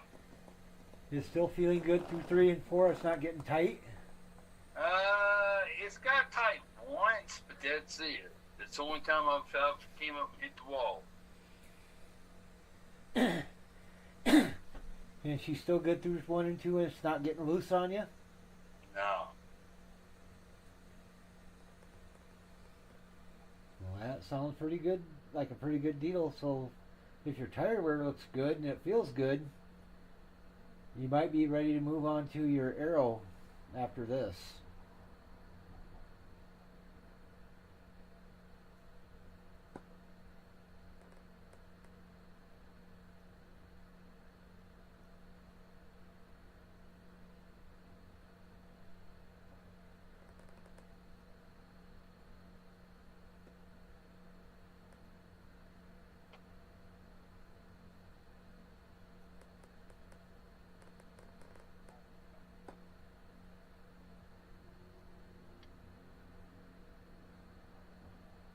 Because your fall off looks pretty good.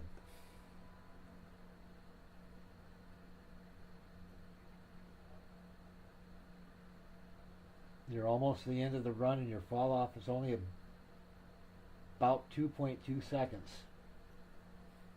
That's not bad. That's acceptable anyway for a 30 lap run, 26 lap run.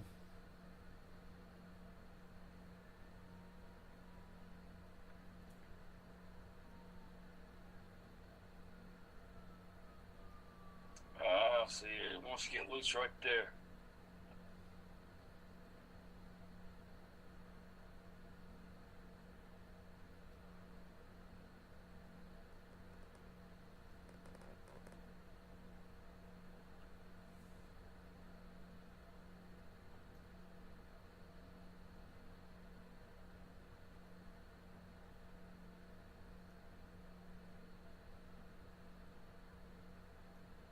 Did the 6 just put you a lap down? Yeah, need to put me down. You know, that's fine because we're not racing anyway. We're just trying to get a feel for what the car is going to do with other cars on the track. Oh, yeah, there it goes. It's starting to get loose right there toward the end.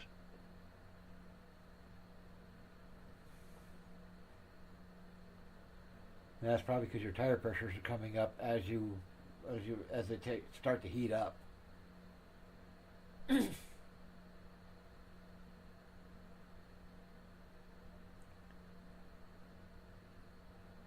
Oh, no. Stop.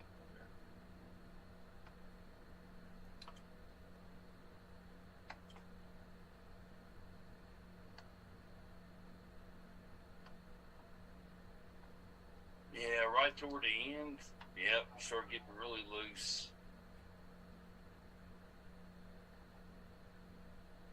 Oh, no. Checker flag. You know, see where we're at on our tire wear. And if you need to make a slight adjustment or not.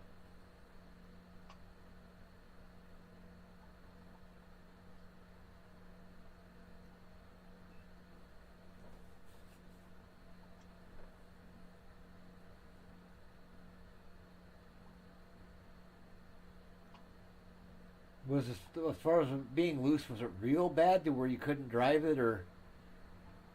No, toward the end, around like lap 25 is when it started really getting really bad.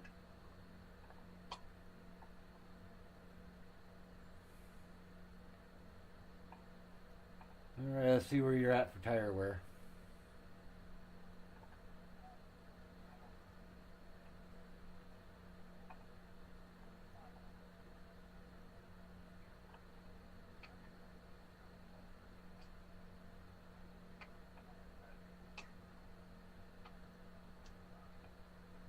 Okay.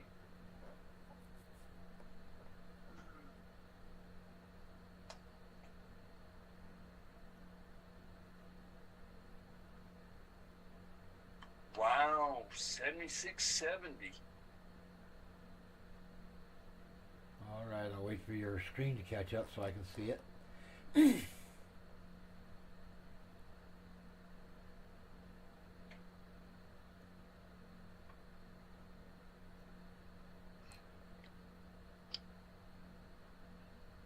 What's your cross weight at? Cross weight 57.7. 57.7? Yes, sir. Go to 57.8.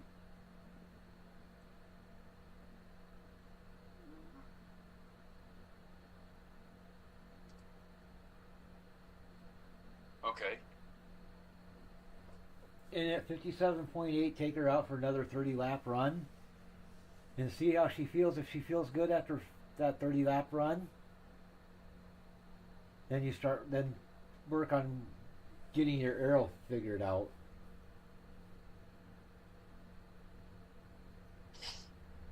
Well, I'm gonna pick that up tomorrow, man.